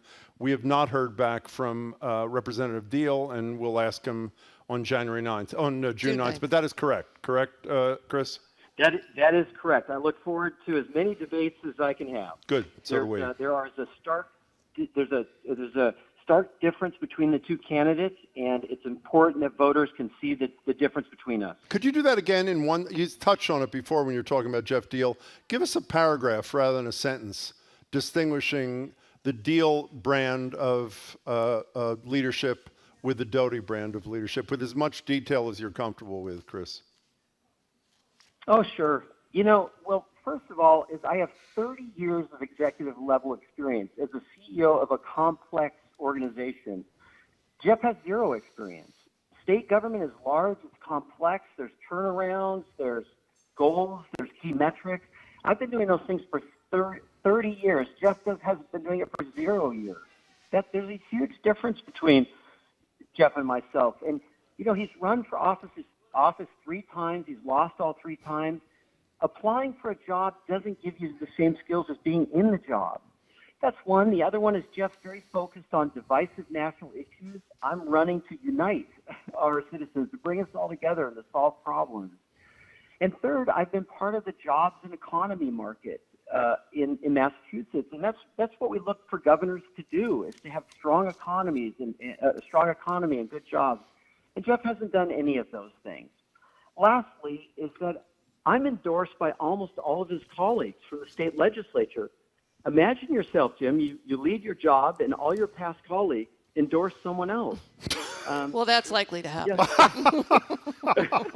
I'm kidding. JK. I don't think so. Well, maybe not. We'll see. But go ahead. I'm sorry, Chris. Yeah, but I don't think so. I think most of us, when we leave our jobs, we get the endorsement of our colleagues. And here's a case where he left the state legislature, and almost without exception, none of them would endorse him for the next job. And Chris, is it safe to say that you believe Joe Biden won the presidential election? I feel this is a question I'm compelled to ask every candidate, regardless of their party. Yes, I do, and I was on the record at the beginning with that. Right. Hey, Chris, before you go, was there a moment, I understand all the reasons you explained to Sue a few minutes ago about why you decided that governor was the right place for you in the future.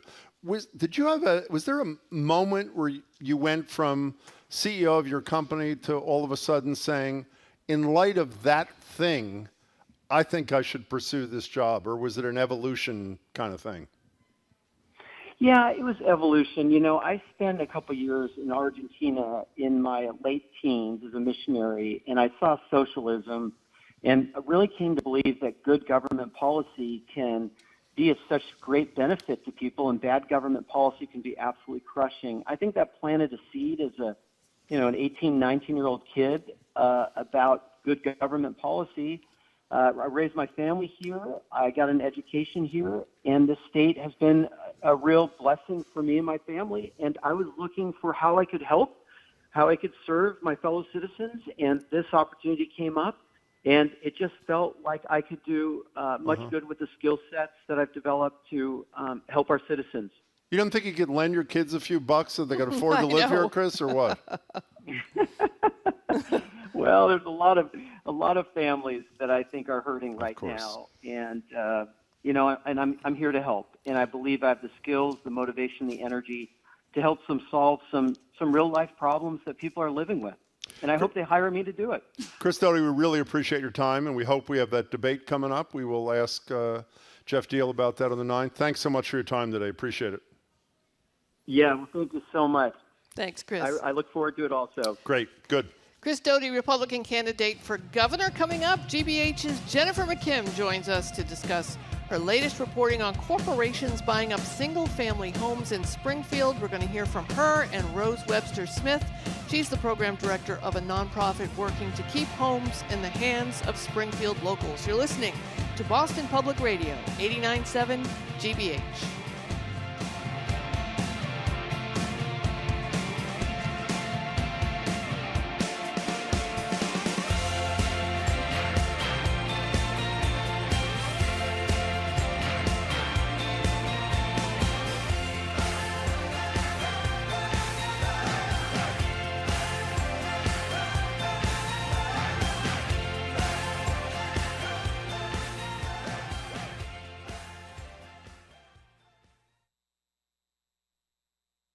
From the GBH Newsroom, I'm Annie Schruffler, Audience Impact Producer for GBH News. One of the nicest things about these listening sessions, when we sit down with different folks, they really appreciate the effort that GBH News is putting out there. And I think what that tells me is, wow, they really see us as a news organization that's demonstrating that they care. Maybe we weren't doing that enough before. So we want to change that. part of your community. GBH 89.7. Funding for our programs comes from you. And Comcast Business, offering Security Edge, an internet security solution that helps block threats like malware, ransomware, phishing, and botnet attacks across all connected devices. Restrictions apply. ComcastBusiness.com. And Legal Seafoods, now hiring at locations across New England, including servers, hosts, cooks, and dishwashers. A variety of schedule options are available. You can apply at LegalSeafoods.com/careers.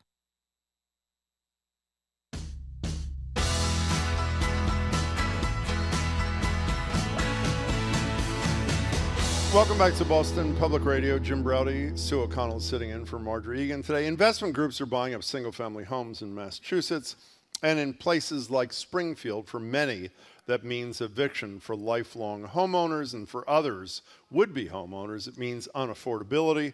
Jenifer McKim is a senior investigative reporter at GBH News' Center for Investigative Reporting. She joins us along with Rose Webster-Smith on Zoom, who runs a nonprofit aimed at keeping Springfield residents in their homes. It's called Springfield No One Leaves. Rose, it's great to meet you, and Jen, it's great to see you. Hey there. Jenifer, it's a little complicated, I think, to describe to someone what the situation is. Can you give us the quick couple of paragraphs here on what the problem is? Yeah, so I first started looking at this because I had heard that it was a national trend, that there are corporations, limited liability companies, buying up single-family homes and 2 and 3 and 4 family homes at higher rates than ever before. So basically what it's doing is turning what used to be residential communities into communities owned by businesses, and that changes the flavor of a community. It increases the cost of housing, and so it's troubling for a lot of people living in cities and towns across the country. But Jen, you should talk about. I was stunned reading your reporting about the magnitude of this. This is not in the margins, like 1 or 2 or 1 or 2%. What are we talking about in places? And it's not just poorer cities like Springfield, even though Springfield is sort of the epicenter of this. Exactly. When we started looking at data and asked for it from the Warren Group, which is a data tracking organization here in Massachusetts, we found that the biggest number was in Springfield, and that is a national trend. Black and brown communities, lower income places. There are investors coming and seeing real profits in these types of places. They've already kind of bought out so much of Boston and some of the communities here that Springfield, the gateway cities, Lynn and Chelsea are seeing so many investors come in. But it's also happening in Nantucket and Martha's Vineyard and Newton. 20% of the purchases in Newton last year were investors, and a lot of them are buying them to flip them, renovate them, and just move them, but others are holding them to rent. Rose Webster-Smith, what does this mean in concrete terms for a neighborhood in Springfield where you're working? So it definitely means Springfield was known as the city of homes. We are now known as the city of speculator-owned homes. So we're seeing rents be drastically increased within the last 2 years. 2 years ago, you could get a 3-bedroom for between $950 and $1,000. Now you're looking at $1,600 for a 3-bedroom apartment. And Rose, the other challenge here is the path to ownership, where 25 years ago, 30 years ago, there was an opportunity to afford a home. And obviously that has become more of a challenge with the inventory availability. But now you actually have folks who would rent a home instead of buying a home, and the rent is so high it doesn't allow them the opportunity to convert, if they would like, into actually prospective home buyers, right?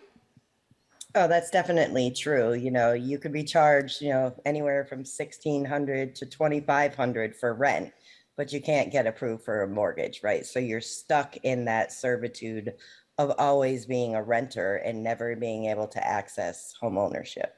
You in your reporting, Jen, you some really painful stories, I should say.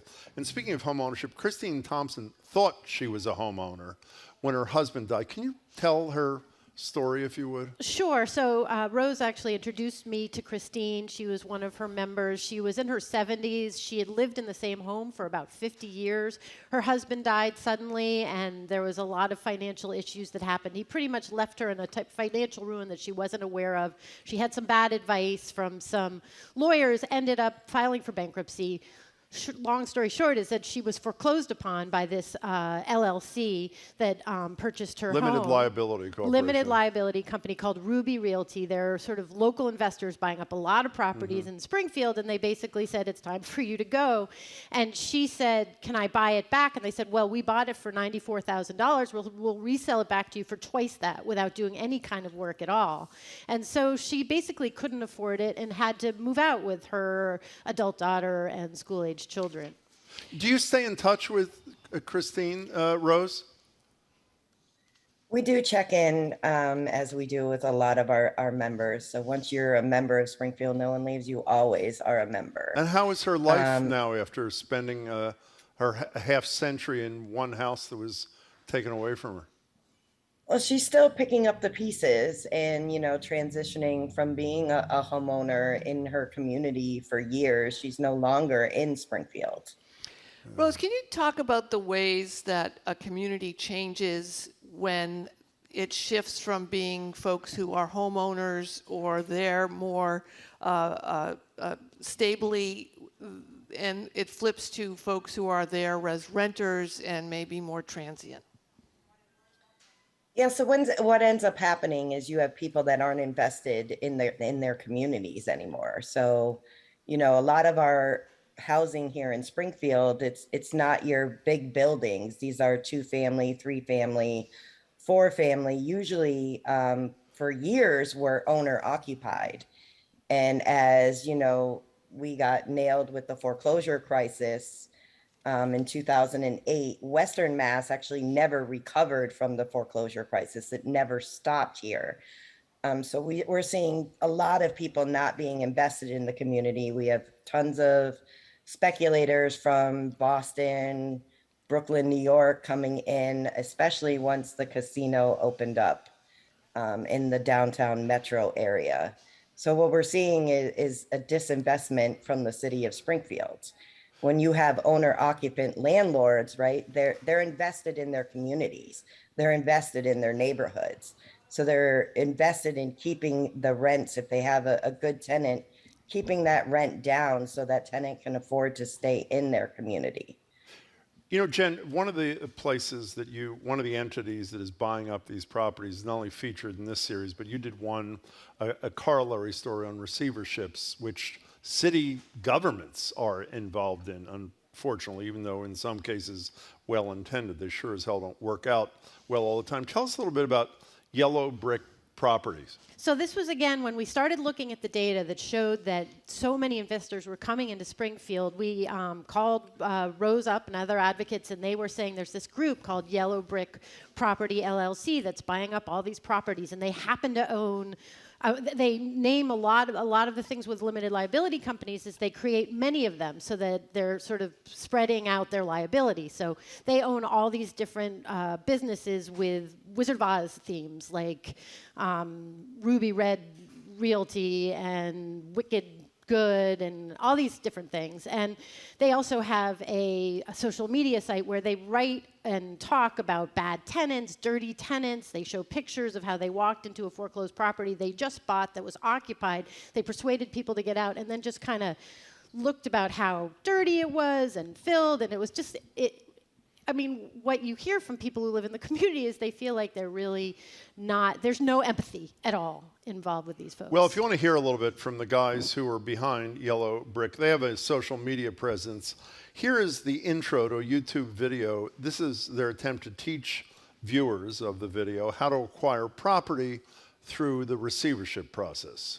Hey guys, Flippin' Landlord Ninja here with Two Guys' Take on Real Estate, where I'm out in Washington, Massachusetts, where we just put a $1.9 million property under contract for $0 in acquisition cost. And we're going to talk about how we did that. So make sure you stay to the very end of this video so you see all the ways to do it so you can do it too. We're looking to pay it forward so you can learn from our mistakes. Two Guys Take on Real Estate.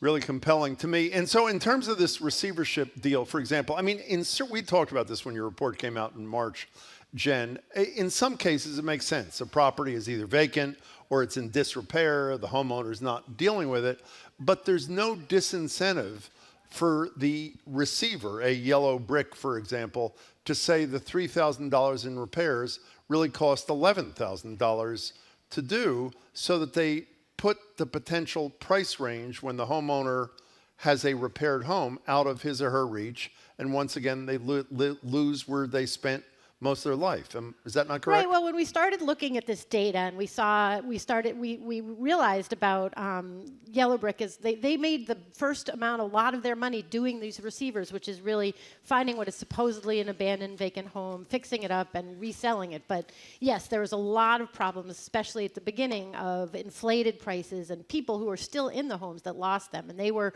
sort of part of that big part of it. And when we first started looking at that. Well, some might say, you know, I live in a neighborhood that's got some blighted homes in it. I've got folks who may not be living in the property. I'm keeping up my house for whatever reason I'm able to.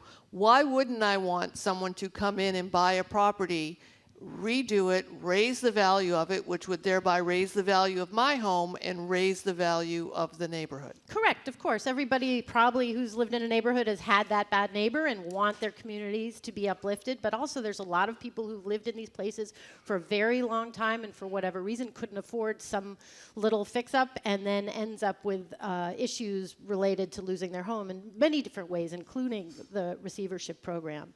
Rose, do the elected leaders in Springfield give a damn about this? I mean, you know, almost every time I speak to Jenifer McKim, the conversation ends up being, don't people on Beacon Hill or in city government just fix the problems and prevent this kind of speculation? Is there any interest in protecting home ownership of real people in Springfield, or no?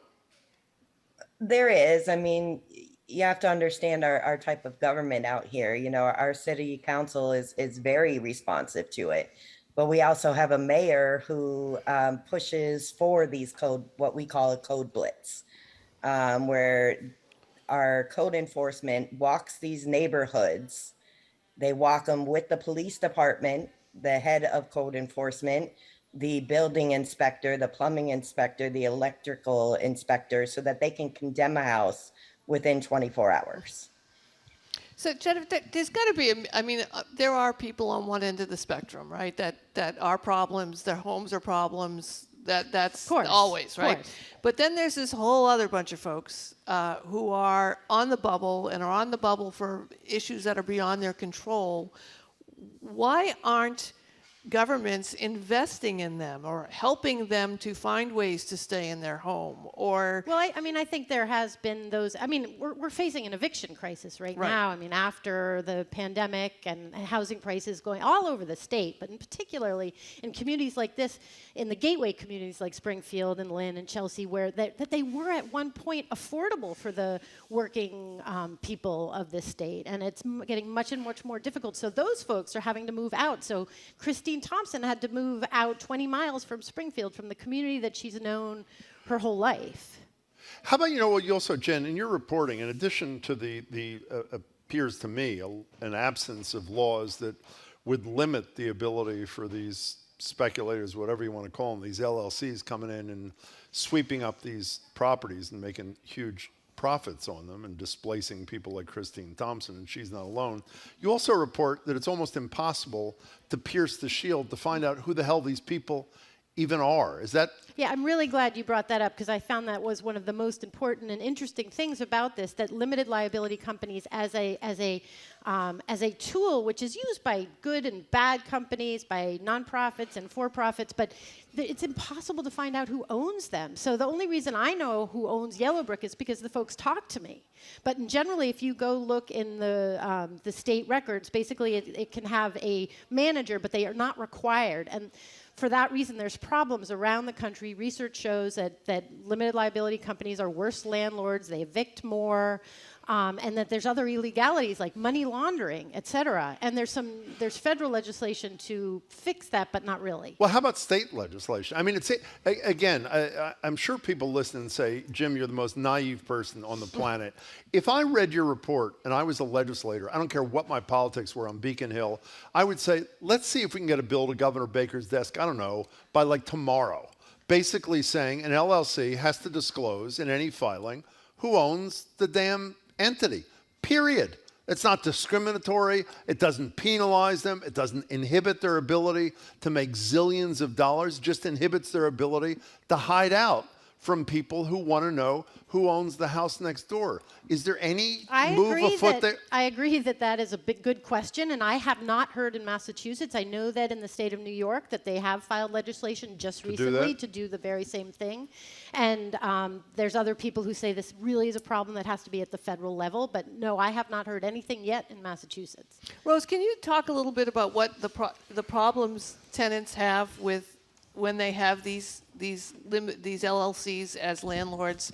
I think, sometimes you think when you have an unresponsive landlord, if it's a mom and pop operation, or, sometimes you have a mom and pop landlord and they don't have the funds to fix something. But these are really widespread, serious problems that aren't getting addressed. Yeah, absolutely. And, they're not even, most of the time when you're a tenant and, all these LLCs, we're in this digital age now, right? You don't even get a live person on the phone to call in a repair. You're logging it into a computer system. So you have no idea if anybody's actually received your issue. I know we had one tenant of Yellowbrick that, paid for himself and his family to be put up in a hotel because they had no heat. And, it was a problem with Yellowbrick about reimbursing them what they had to pay out in order to, make sure that they stayed warm in the winter. And so during this digital age, it's really hard, especially with the LLCs, if you don't know the owner. Most of the times they don't post at the property who the property manager is or who the owner is, like they're supposed to by law. That is a law, right? That's a state law, right? Yeah. They're supposed to post where, who the owner is, how to contact them, and if there's issues of repair. But when we're talking about the State House, we've been fighting for judicial foreclosure for 8 years, and we still don't have it in the state. And I just want to bring up the fact of Yellowbrick calling Christine a squatter. Christine was not a squatter. She had an absolute right to make people prove that the foreclosure was done correctly. And that's something that needs to be done in a non-judicial foreclosure state. Otherwise, the bank just looks at you and says, we did everything right, and they auction off your house. That's the voice of Rose Webster-Smith. She runs a nonprofit aimed at keeping Springfield residents in their homes called Springfield No One Leaves. The reporting, which you can find on gbhnews.org, is by Jen McKim, senior investigative reporter at GBH's News Center for Investigative Reporting. Rose, did I read somewhere, are you the victim of similar sorts of things yourself in your own life? So I joined Springfield No One Leaves as a member in 2011 when Freddie Mac foreclosed on my home. So I was a victim of predatory lending in 2006, bought at the height of the housing bubble, had no idea that it was a predatory loan. And I asserted my foreclosure claims and fought the bank for 5 years, 5 months, and 2 days, and won my house back in 2017. That's amazing. And I have to say, Rose now is basically, she's educating, because there's no right to counsel, as we know, for tenants. She's educating people all the time in court to try to fight their own battles. You know, on that note, which is a digression, but as a former legal services lawyer who actually represented tenants in the South Bronx for years, you know, under our United Constitution, if you face a loss of liberty, meaning a criminal charge, it could end you up in jail. Obviously, you're entitled to a lawyer. I had thousands of clients in my years in the Bronx. If I asked any of them, would you rather go to jail or lose your house? Every single one of them would have said, I'd rather go to jail because at least my family be protected. The fact that there is not a constitutional right established or a statutory right created so that people who are at risk of losing their housing, whether it's rental or home ownership, are not entitled to representation if they can't afford it, is just, it's really unconscionable. I heard Christine in housing court by herself, facing the lawyers, trying to just get a little more time so she wouldn't be kicked out before Christmas. And was she? She left in January. She did get a little time. You know, it makes me just wonder in the big picture, like, who would want to own a home? We are changing the fundamental direction that the United States has had for generations, that a path to stability is by owning your own home. But, you know, we have made it so difficult on almost every front, from this to affordability to, you know, the cost of college, which makes you not able to pay for a home. I mean, the 18-year-olds being able to buy assault weapons, the taking away the constitutional right to choose. Yeah. You mean those kind all of things? All those kinds of things. We're just really changing the fabric of America. Exactly. Oy. Well, Rose, we thank you for the work you're doing, and Jen, the reporting, as always, is extraordinary, and it's really Thanks so important. much for your Thanks interest. for doing it. We really appreciate it. We've been speaking with GBH Senior Investigative Reporter Jen McKim and Rose Webster-Smith, Program Director for Springfield No One Leaves. Coming up, we're going to get some answers on your pressing COVID questions from Dr. Katherine Gergen Barnett of Boston. I'm Arun Roth. Coming up on GBH's All Things Considered, educators and epidemiologists are reacting to the state's plan to end COVID testing in Massachusetts schools. Beacon Hill lawmakers are taking up a bill that would end citizenship requirements for certain alcohol licenses.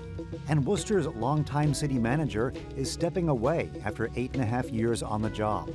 Those stories and all the day's news starting at 4 on GBH's All Things Considered. Our programs are made possible thanks to you and South County, Rhode Island, featuring 100 miles of coastline and 20 public beaches. South County visitors can find many ways to enjoy the water in the Ocean State. Learn more at southcountyri.com. And The Huntington, presenting Common Ground Revisited. The Pulitzer Prize-winning classic comes to theatrical life, now playing at the Huntington Calderwood/BCA. huntingtontheater.org. Trusted, local news. This is 89.7 WGBH, WGBH HD1 Boston, online at gbhnews.org. Boston's local NPR.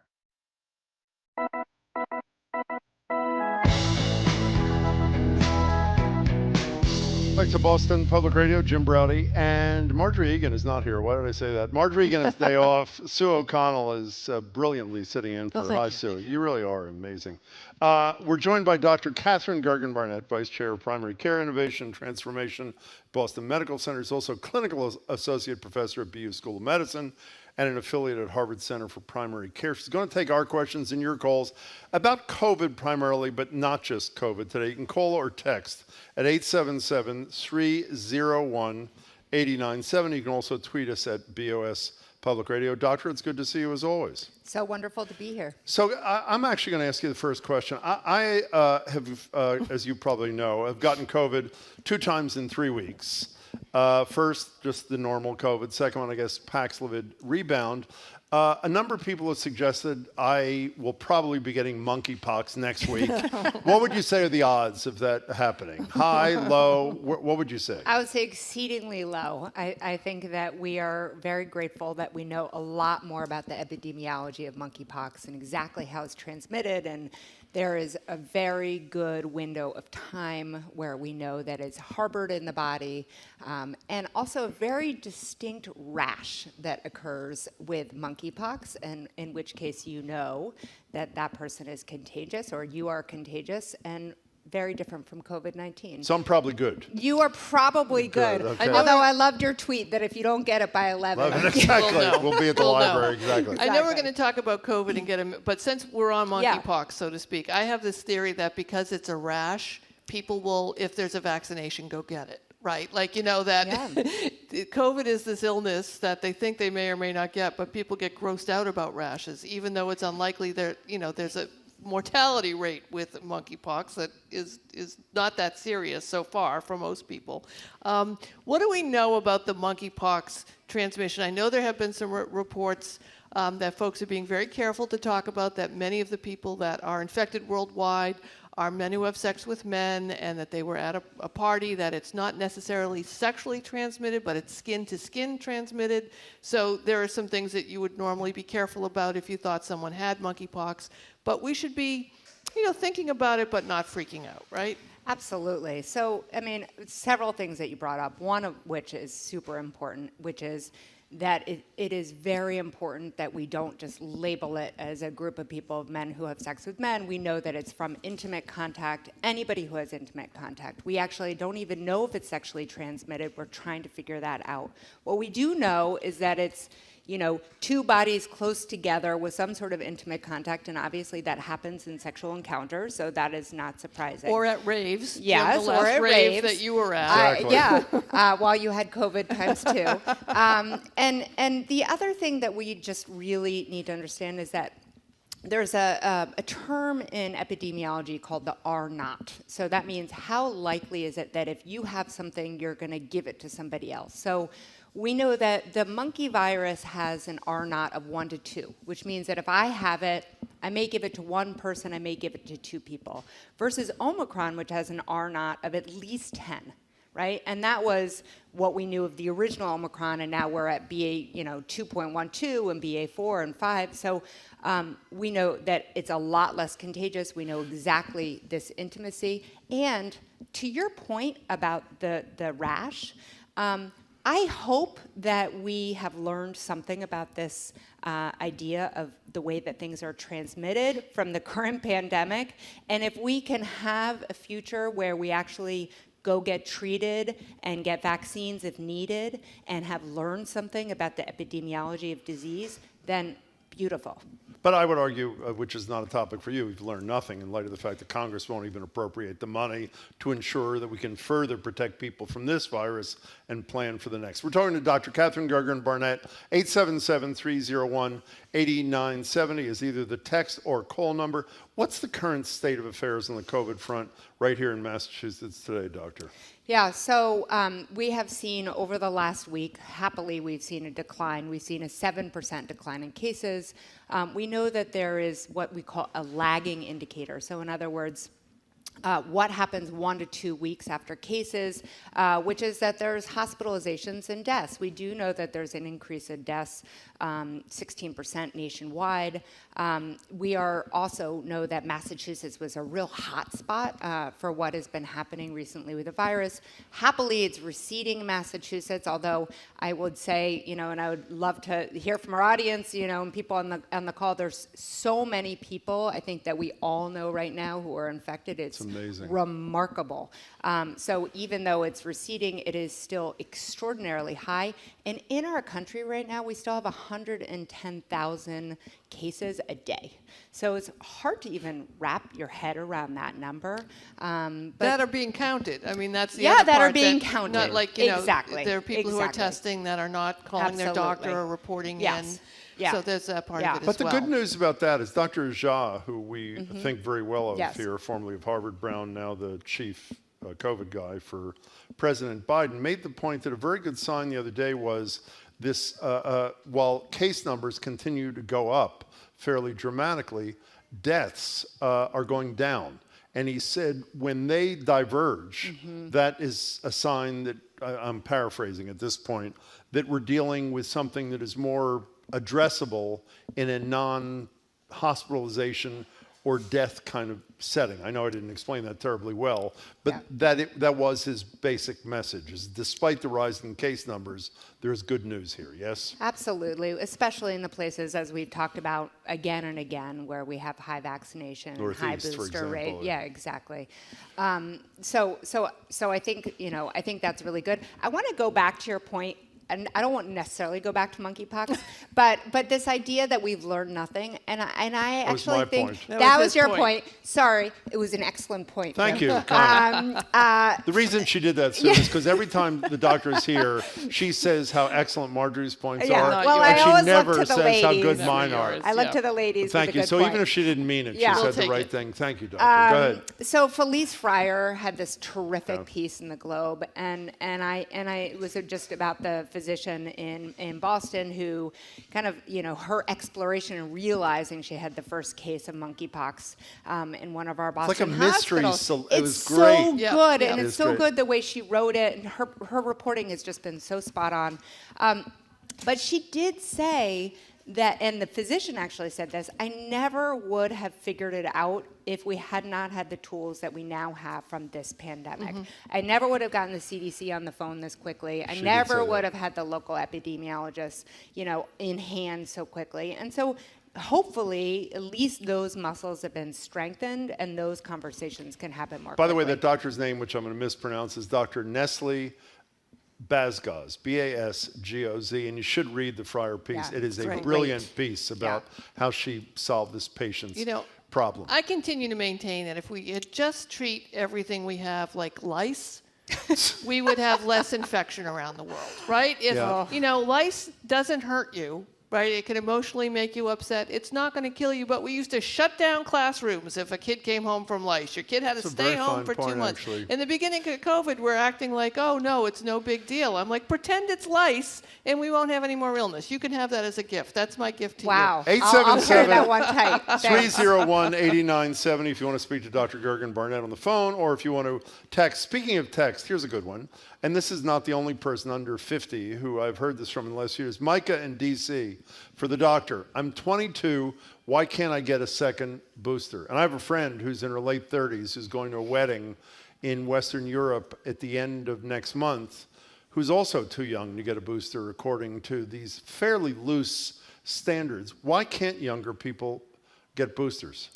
Well, it's not about your age and not whether or not you're able to get it. It's really about your comorbidities or your illnesses that you have that make you more likely to get very sick if you get COVID-19. So, Micah, it sounds to me that maybe you had a conversation with somebody who reviewed what your illnesses are, or the fact that you may be very healthy, and the fact that your 2 doses of vaccine and a single booster was enough for your immune system. So when you're young and healthy, happily, your immune system works really well, and you don't need, your antibodies haven't waned in the same way. Okay, how about really young? Not 22, Micah, but the parent who's listening who's got the 2-year-old or the 3-year-old, is waiting and waiting. How close are we? June, I think 13th and 14th. FDA? Yeah, they're supposed to be meeting to talk about both Moderna and Pfizer. So there's 6 months and up. Exactly. So last month I was on and we said it's coming soon, and I hope that next time I'm on that we can say it's here and it's approved. Can I ask another student question before we finally get to the phones at 877-301-8097? I was reading a story somewhere in the Globe the other day about schools and there won't be testing provided by the states, that sort of thing. The thing that troubled me that I immediately said, let's ask Dr. Gergen Barnett about this. You're a student in a school, you're exposed, but you have no symptoms. You don't even need to be tested. Is that all about money, or is that good public health policy? Why would you not test if there's an exposure, symptomatic or asymptomatic? So we know that if you are exposed, you should definitely be wearing a mask. If you are exposed and you haven't been vaccinated and immunized, then you should be sort of pretending as if you might actually get COVID-19. I am very concerned also about the school system no longer requiring testing, especially for people who are exposed. There is a conversation afoot saying, we've given all the data, people can make their decisions. We know we have a lot of access to tests. In fact, I just went back on COVID19tests.gov, and you can get more free tests. And and it's pretty great. I got right? mine already. Yep. But that's not enough for kids who are going to be in school systems every day, especially knowing that the cases may go up. So I am hopeful that schools will participate in what the government is saying will be available to them to be doing more testing. Yeah, we should be clear. They're not precluded from doing it, but they're not required to do it, which they were in the past. And we know about human nature, and we know about the way that systems work, that we are all so overwhelmed in budgets that if you're not required, you're likely not going to opt in. So that is my concern. We're taking your calls at 877-301-8970. We're going to go to Scott in Salem, who looks like he has the same question I have. Hey, Scott. Hey, Scott. Oh, well, if you have the same question, why don't you ask? No, you ask it. No, you ask it. No, you ask it. You guys Go can ahead, ask Scott. together. Go ahead, Scott. Okay, thank you. I'm trying to decide whether I should get my second booster now or wait.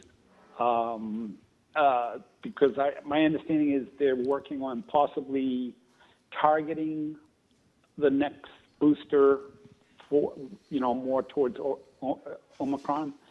And I live a fairly solitary life, and I'm always masking and everything. But I did have my last booster at the very end of October. So my understanding is it's kind of worn off by now. Yeah, thank you for your question. Was that also your question? Yeah, pretty much. I mean, I actually haven't, to the best of my knowledge, I test a lot. I haven't had COVID yet, and I'm boosted. I haven't gotten my next boost, the second boost, I think. I had the J&J and then a boost. And I'm going to be traveling this summer. And, I should have had COVID. I've been surrounded by it, but I haven't had it. And I'm just trying to, when should I get it? What should you do? So actually, I'm really glad you asked your question as well, because I might answer you and Scott slightly differently. So Scott, you shared, you sort of live alone. You don't have a lot of contacts. First of all, there is no harm in getting your second booster now. What we do know, though, is from data that's come out of Israel that really looked at 60 and older, less so 50 and older, which is what we're recommending here, or 12 and older if you have, other illnesses, is that remarkably your antibodies, what fights COVID-19, goes up a lot in 4 weeks and then starts to wane already in 8 weeks. So to your point, if you're traveling, we actually might say that's perfect. You get a little boost, it lets you travel. If you are somebody like Scott, there's no harm in getting it, but our hope is that in the fall there will be something. That being said, I'm telling all my patients, if you are comfortable getting the second booster, you should please go ahead, especially if you're over 60. Yeah, I'm sorry, there are a couple of texts that are a common theme. I was just trying to read the text. A lot of people asking about what I experienced, Paxlovid rebound. Yeah. Can the guest, otherwise known as Dr. Katherine Gergen Barnett, talk more about Paxlovid relapse? Myself and my wife are in the audience. They both had it, as did I. I know a lot of people who took Paxlovid after the first time, which I did. First of all, you should describe what Paxlovid is. Yes. And then what we know about this so-called rebound thing. Absolutely. So Paxlovid is a medication you can take by mouth. You have to take it within the first 5 days of getting COVID-19. And it's an oral antiviral. And it actually reduces the way that the virus replicates in your system. And it cuts down, at least from the clinical trials, it cuts down your risk of being hospitalized or getting very sick by 90%. So we recommend it to people over a certain age who have another chronic illness. And you have to, usually you have to get it through your primary care physician, although happily, and I'll just do a side note here, it's really important to note that Massachusetts Department of Public Health now has a platform where you can do a telemedicine visit, and they can tell you if you're eligible, and they can actually prescribe it for you, which is awesome. That is huge. That's I a didn't know public. that. Yeah. That's a public message right there, because we know, and I'm a primary care provider, so I think everybody should have a primary care provider, but we know that not everybody does. One of the challenges in this pandemic is telling people to call their doctor for advice, and they don't have doctors. Exactly. So please, everybody, as a message for the pandemic, please get a primary care doctor. But if you are sick, you obviously are not going to establish care and get Paxlovid in the same time. So you can do that here in Massachusetts, and you can look it up and get that sorted. That being said, and Paxlovid is phenomenal, actually, as a medication. I've been prescribing it a lot for my patients recently. But there is this, idea, or what you're saying, Jim, and what our callers are saying, that when you've been on it, you get all better and your symptoms get better and you test negative, and then some people actually get positive again, get symptoms, and everybody's story is slightly different. In the trials, what we're seeing is Pfizer saying, we only had 2% rebound. And so many people are taking Paxlovid that actually it's consistent with 2%. What we're hearing sounds like maybe more than 2%, especially the fact that, all these people are here already. So what needs to happen is there needs to be more trials saying maybe Paxlovid needs to be longer than 5 days. And also remember, Paxlovid is tested during Delta, and we're now several variants later. That being said, it's a very useful tool, and I'm actually helping run a trial at Boston Medical Center for Paxlovid for children. Oh, great. And running that trial. Yeah, the other nice thing, by the way, beyond the fact that it reduces the likelihood to go to the hospital dramatically, as you said, 90%, for those people like me who love the taste of rusted steel beans, it's a remarkably attractive my kid was taste on it, you get in your mouth. God. It was, I heard it was soapy grapefruit. That's what that would be an improvement over the taste. But having said it, I'd take it 100 more times. It's 100%. It works. And by the way, even though it didn't work for a kid, you eat a little pudding, it goes away. Carrie and Wellesley, you've been very patient. You're on with Dr. Katherine Gergen Barnett. Welcome. Hi. Thank you for taking my call. Sure. I tested positive 15 days out, and I have a persistent cough. And I'm wondering if it's safe to be around people, especially my 90-year-old mother-in-law. Yikes. So, Carrie, just to clarify, you're saying you had your first positive test 15 days ago, and so you've had COVID-19 for 15 days, and you just retested, and you're still positive. Is that okay? So you hit a category of, for whatever reason, we're seeing 20% of people still testing positive 2 weeks, 10 daor 2 weeks later. The question is this Omicron? Is this BA4, 5? Why are certain people lingering?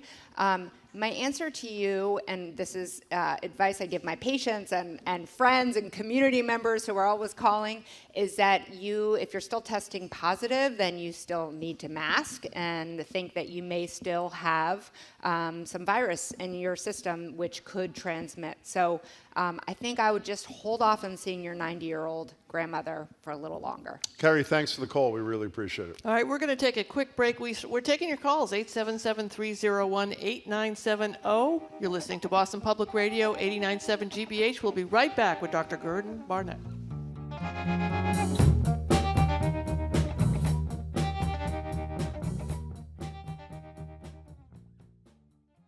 The GBH Spring Auction is ending this Thursday. Hundreds of local businesses have donated a variety of items and packages, all to help raise money for the news you trust. There's even an educational trip to the Eastern Mediterranean, generously donated by auction sponsor RhodeScholar.org. The auction ends soon, though, this Thursday, June 2nd. So visit our website and bid high now at auction.gbh.org. Support for our programs comes from you. And Safety Insurance. Whether you prefer email, texting, or a live person, Safety Insurance is available to help you file a claim and pay your bill. Safety Insurance. They'll help you manage life's storms. And Legal Seafoods, now hiring at locations across New England, including servers, hosts, cooks, and dishwashers. A variety of schedule options are available. You can apply at legalseafoods.com/careers.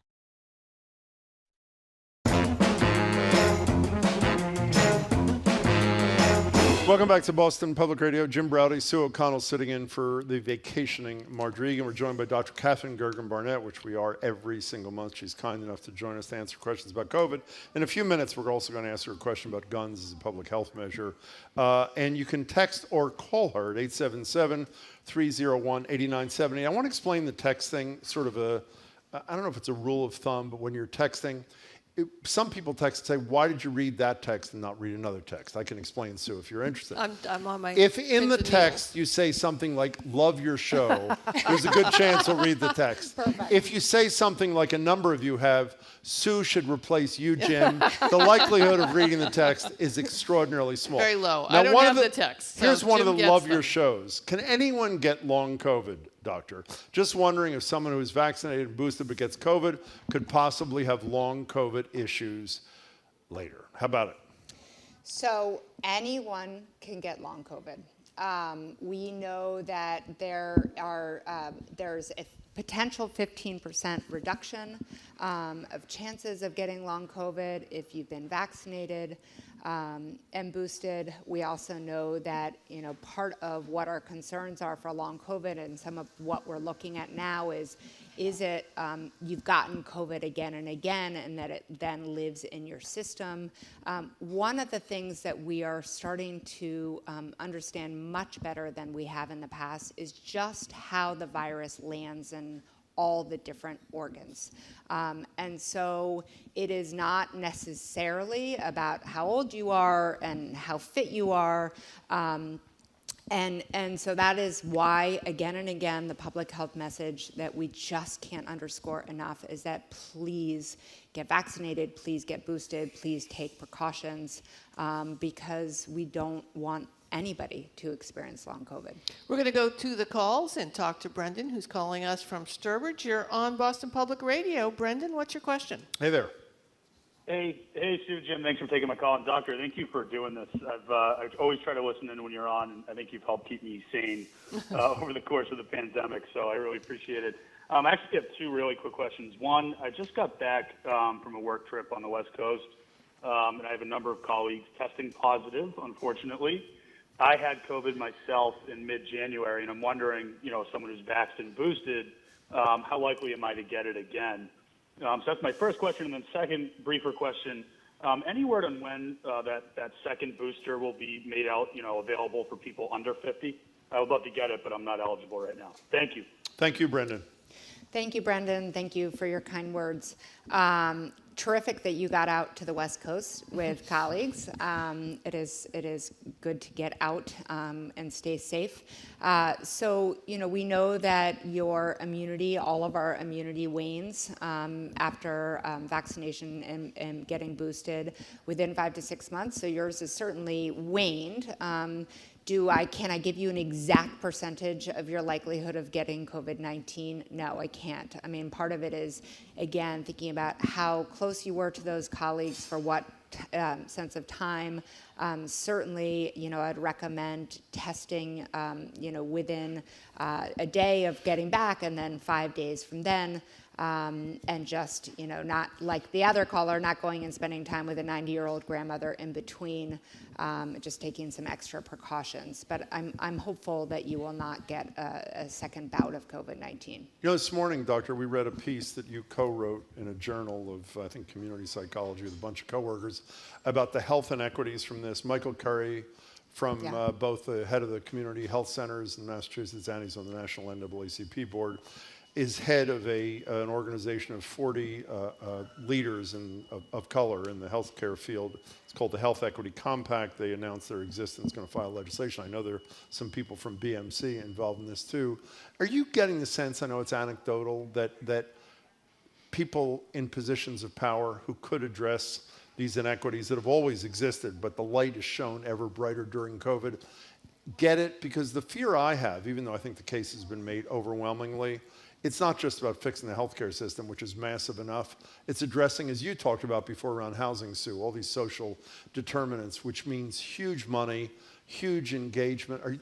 Are you, not hopeful is the wrong word, do you get signs that people who could make a difference here get it, or are we just going to, this is going to be like Groundhog Day again someday down the line? Well, there's a lot of Groundhog Day feeling again and again in this country.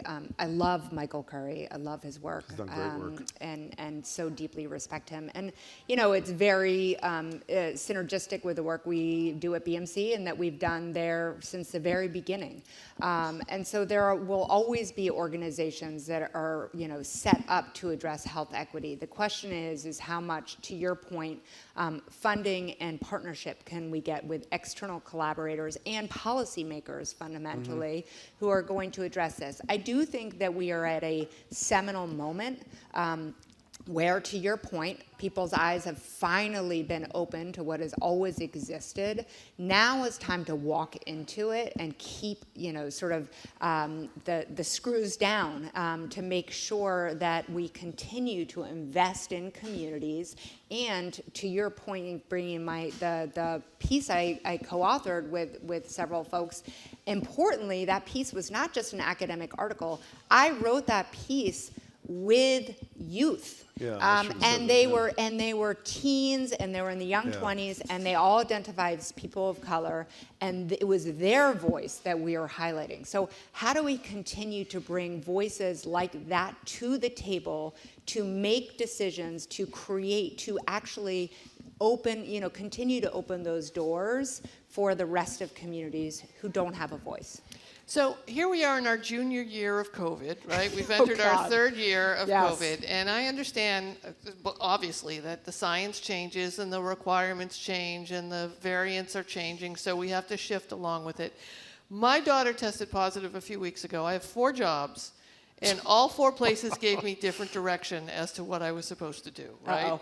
One was get out of here, go home. The other one was, and I tested negative. I kept testing negative. I had no symptoms. The other one was come in and be masked. The other one is don't come back for a long time. It was just. But that was before your kid had COVID. Was that not? Yeah, that was just in general, right? Based on my personality. So I've had that a lot. We're going to go to Patrick, who's calling us from the car, because Patrick has a question too about what he's supposed to do when he tests positive regarding work. Patrick, welcome. Hi, Patrick. Oh, hi, Jim. I love you guys. Thanks. Especially, Jim, I love your style. So my question is... Thank you. Then you may ask your question, Patrick. Go ahead. Oh, well, thank you. So I had COVID, tested positive back in December and recovered, and my health department wrote me a letter saying that I could go on an international flight for 90 days. And also at work, they told me I would not be allowed to do my daily surveillance testing because apparently you will test positive after recovering for some period of time. So so my question is that guidance still true and valid? Because, the rules are changing, so just curious. And I'm hearing from some people at work that they're being asked not to test again after their symptoms have receded because, as some people like the woman earlier test positive for 15 days. Sounds like a former president. The more you test, the more you find out you have COVID. Patrick, thank you for a great question. We appreciate it. Yeah, thank you. So, usually I think of junior year of anything as a really good year, right? So, to your question about the don't test, and I want to be really clear, that's the PCR test. So that PCR test, which you have to go in for, is not the thing that you get at home. That does and can stay positive for some amount of time. So we're advising people not to retake that PCR test if you've been positive, because it could show that you're still positive, and that's just dead virus. It picks up any kind of fragment of COVID-19. The piece about, traveling for 90 days now that you've had it, I don't know if that's the company policy. It sounds like maybe you got a nice trip ahead of you. That is nothing to do with whether or not you've had COVID-19.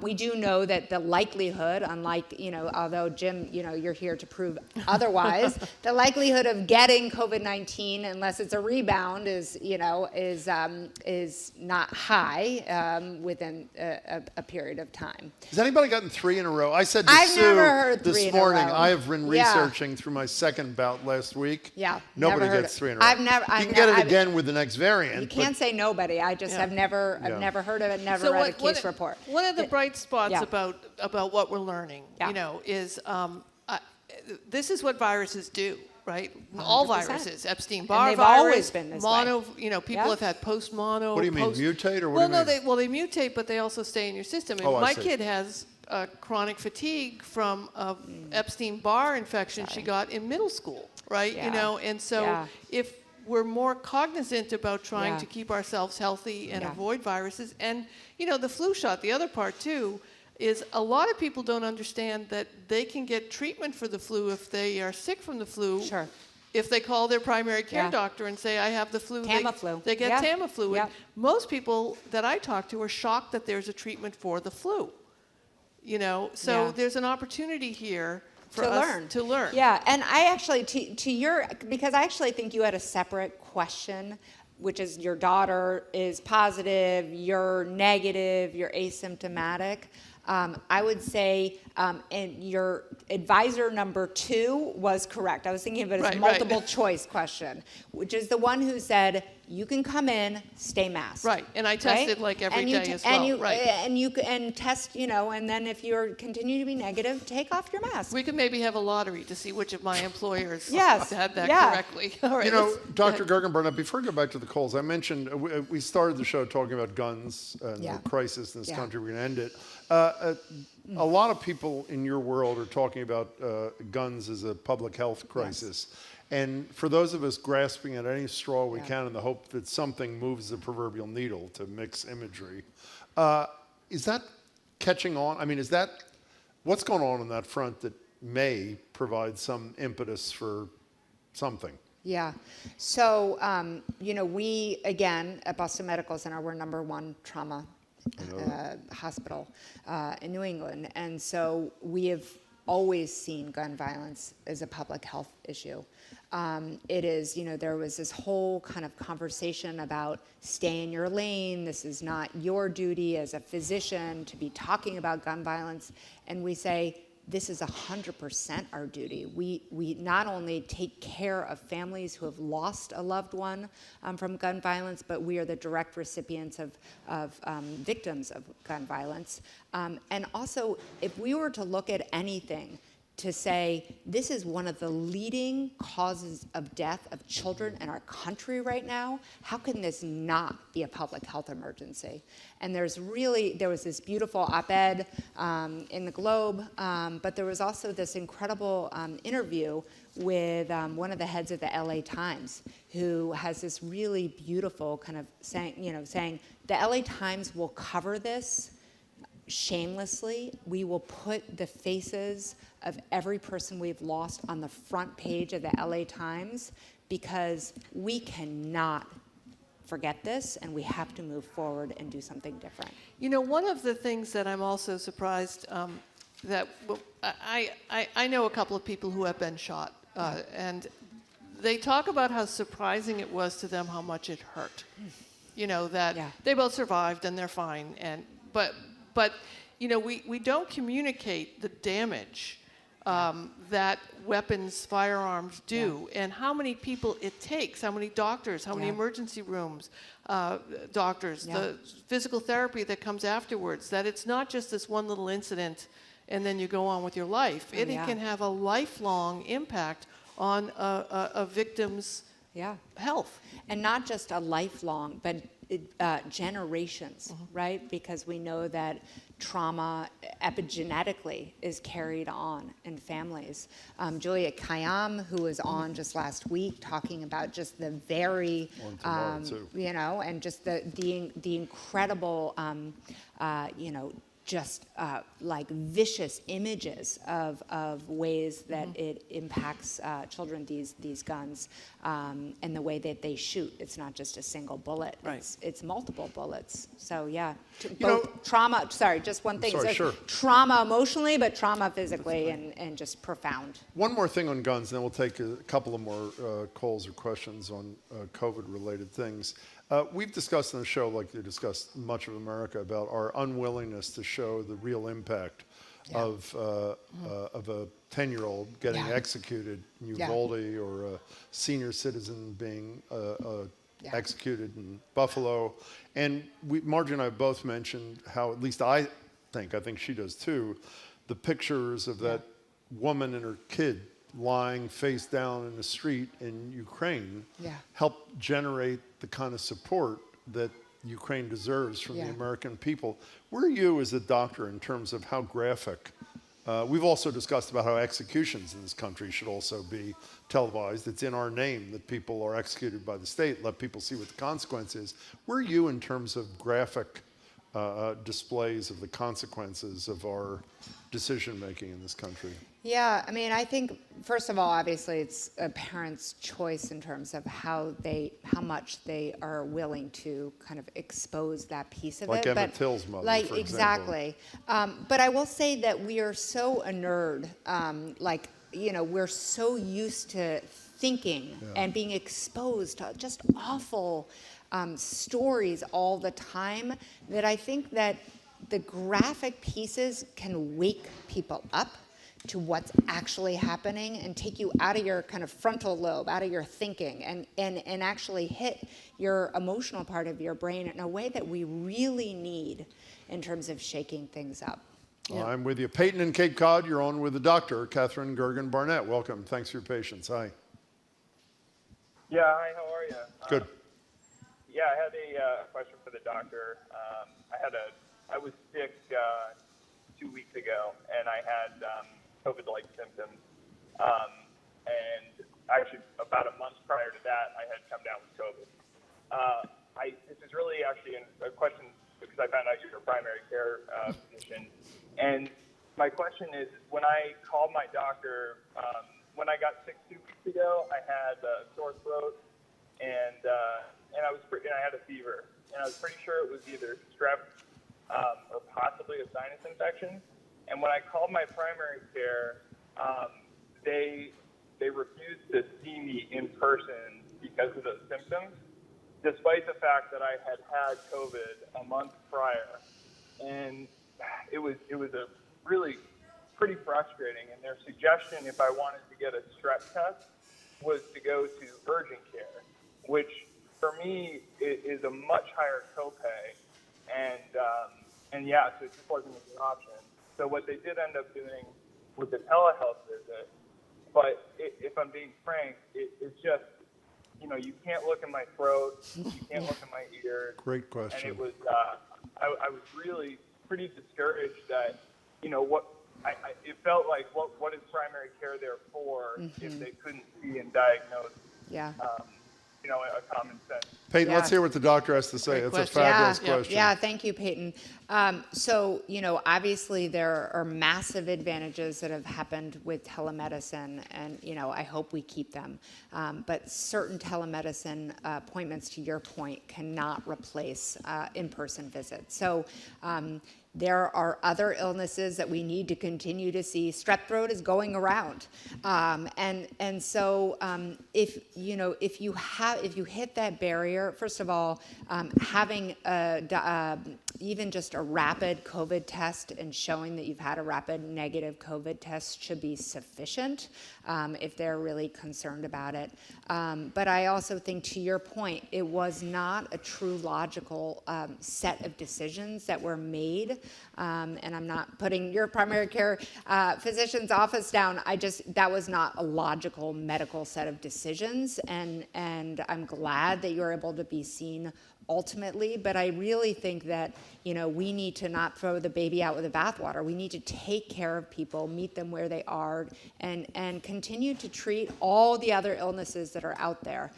So I'm really glad you highlighted that, and I hope that people will learn from that and continue to seek care for other things outside of COVID-19. Peyton, good luck. Thanks for the call. Before you go, last thing, Dr. Katherine Gergen Barnett, is there still the level of, I don't know what better word to come up with, resistance to getting young kids, I don't mean young kids, teenagers, for example, vaccinated? The numbers, when I looked them up last week, were pathetic. Yes. I don't know, 30% or some obscene thing. Is it still there? And if it is it vaccine resistance? Is it my kid's not going to get that sick? What's the driver? Yeah, I think that there continues to be this sense, this misinformation that kids don't get that sick. And if we have learned anything just even since January, January 2022, we had 156 kids in our country die just in 1 month. And that's an average year of flu is 120 deaths. And that's for a year. And this is in 1 month. And we've had last year in 2021, we had 600 kids die. So that's just deaths, let alone long COVID. So we need to wake up and we need to vaccinate all of our children and recognize that the benefit is so profound for all of us, and we don't want to get to our senior year of COVID-19. Let us graduate in our junior year. Yeah, very good. With with higher levels of vaccinations for everyone. Yeah. You're really generous with your time and your brain, by the way. I'm serious. Thank you. And I know the listeners really appreciate this too. Thanks so much. Thank Good to see you. Dr. Katherine Gergen Barnett is the Vice Chair of Primary Care Innovation and Transformation at Boston Medical Center, also the Clinical Associate Professor at BU School of Medicine and an affiliate at Harvard Center for Primary Care. Coming up, we're going to open the phone lines again to talk about guns and gun control. Most of the arguments against moving forward with safer measures pretty much been gone with what's happened in Texas. So we're looking forward to your calls at 877-301-8970. You're listening to Boston Public Radio on 89.7 GBH.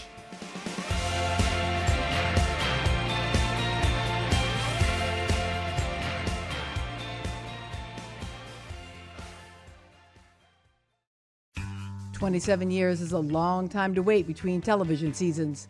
But for kids in the hall, it's like they never left each other's side." You're sort of the same because your brain is the same, but your face has changed. You just pick up your guitar, which is a guitar, and you do it again. Comedy legend Bruce McCullough hangs out with me. I'm Melissa Harris Perry, and that's next time on The Takeaway from WNYC and PRX. This afternoon at 2, here on GBH News 89.7. Support for GBH comes from you. And Comcast. Xfinity Internet is committed to bringing speeds over a gig to power your devices while fitting your needs and a range of budgets. Learn more at xfinity.com/gig. And The Huntington, presenting Common Ground Revisited. The Pulitzer Prize-winning classic comes to theatrical life now playing at the Huntington Calderwood/BCA, huntingtontheater.org.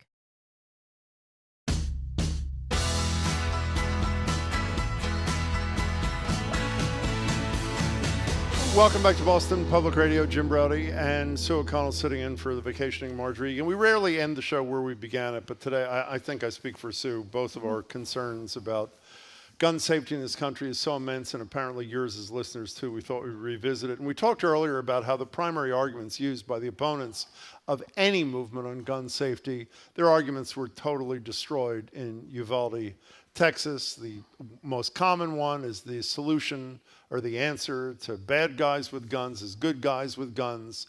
Look at the cops outside who allowed this to progress. Laws don't matter. Well, this murderer waited till the day of his 18th birthday, which is what the law allows, to buy the first of his AR-15s. That's gone. And I want to introduce a third topic into this, or a second maybe.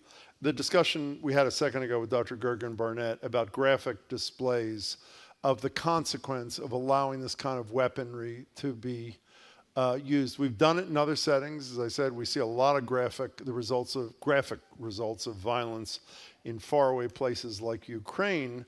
As painful as it would be, would that help change enough minds that we finally get some responsible action in this totally irresponsible country of ours? 877-301-8970 for calls and texts. Yeah, and I just point out, Jim, remember at the marathon bombing, the photos that were published from that were horrific. Some were. That's a very good point. And that's a very good point. That was a thoughtful choice made to show how terrible it was what happened. So, the argument to be made here, this is also, these are terrorist attacks. So we are our own people shooting each other.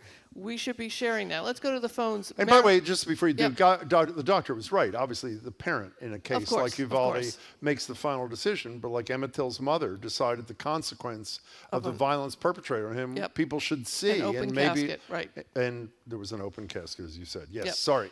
Marilyn in Brookline is joining us. Marilyn, welcome to Boston Public Radio. Hey, Marilyn. Hi, thanks. So I was thinking about this. We keep hearing about all these gun owners who are pro-gun laws, gun control laws, and I was thinking if we could get a bunch of them to march on Washington, that could be pretty effective, but I don't know how to organize it. Yeah, I'm always struck that the NRA doesn't allow you to bring your guns to the convention. Is that true? Yeah, that's the other thing that I'm always amazed at. Is that true? Yeah, it's like you can't, if it's an open carry state, I think you can't bring your gun with you to many of the things. If they feel so safe about it, why don't they let everyone bring their guns? But Marilyn, I think that's such a great point. I often hear from gun owners that some of the shooting ranges are NRA affiliated, and they have to join the NRA in order to shoot at the shooting range. There's a whole level of enmeshment that's going on, and I don't know why more gun owners aren't vocal about not. They always say, "Well, I'm a good gun owner. I'm a safe gun owner. Why do I always get painted like the other people?" Well, come out. Marilyn, thanks for the call. By the way, the polling numbers I've seen through the years and most recently, members of the NRA are just a couple of points behind the general public on banning assault weapons, on mandating background checks. I mean, I think it's something like 88% on background checks from the public as compared to low 80s with NRA members. So they're not that different in terms of what they think should happen on the gun safety front.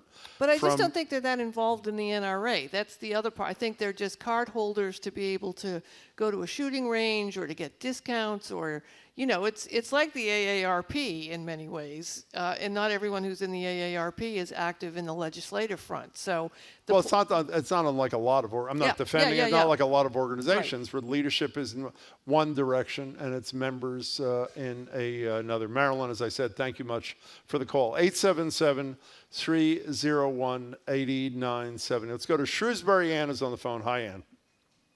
Hi, good afternoon. You too. Just two things strike me as you and Marjorie have been talking about, people witnessing the horror of these shootings, what it really looks like. I'm an old ICU nurse, and I've seen the result of gunshot wounds that, it's horrible. And, I don't know if the public would change if they witnessed it. I don't know. But, it's prom time, so we have them putting graphic accidents at our high schools.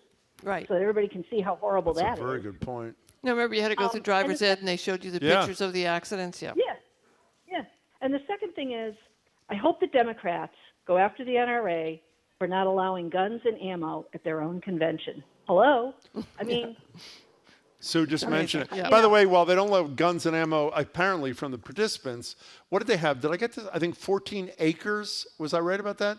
Of gun displays. Oh, right. Some huge, I don't even know what an acre is, but 14 acres, I think, of displays, just not the members themselves. Ann, thank you very much for the call. You know, the other thing we don't do is we also we sanitize violence in all of our media. If you go to a Marvel movie, there's no blood. People get shot and keep walking. You know, nothing happens to you when you get shot. You know, Stranger Things, which just the TV Season show, 4? which season 4 just started, and they actually put a warning up because it opens in a very graphic way. I would argue they should have had a warning up regardless of what had just happened in Texas, but they actually showed the aftermath with blood of an attack in How their real? opening scenes. It was pretty real. It was pretty disturbing.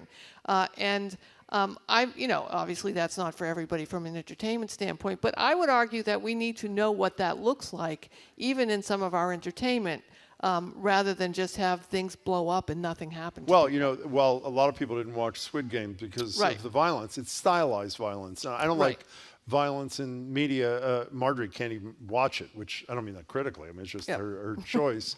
But it's stylized in such a way that it didn't feel real. It right. felt cartoon-like. But again, if we have decided that it's okay for the people who lead us, at least some people have decided, to allow this kind of carnage, then it seems to me we should be courageous enough to witness what the consequence is.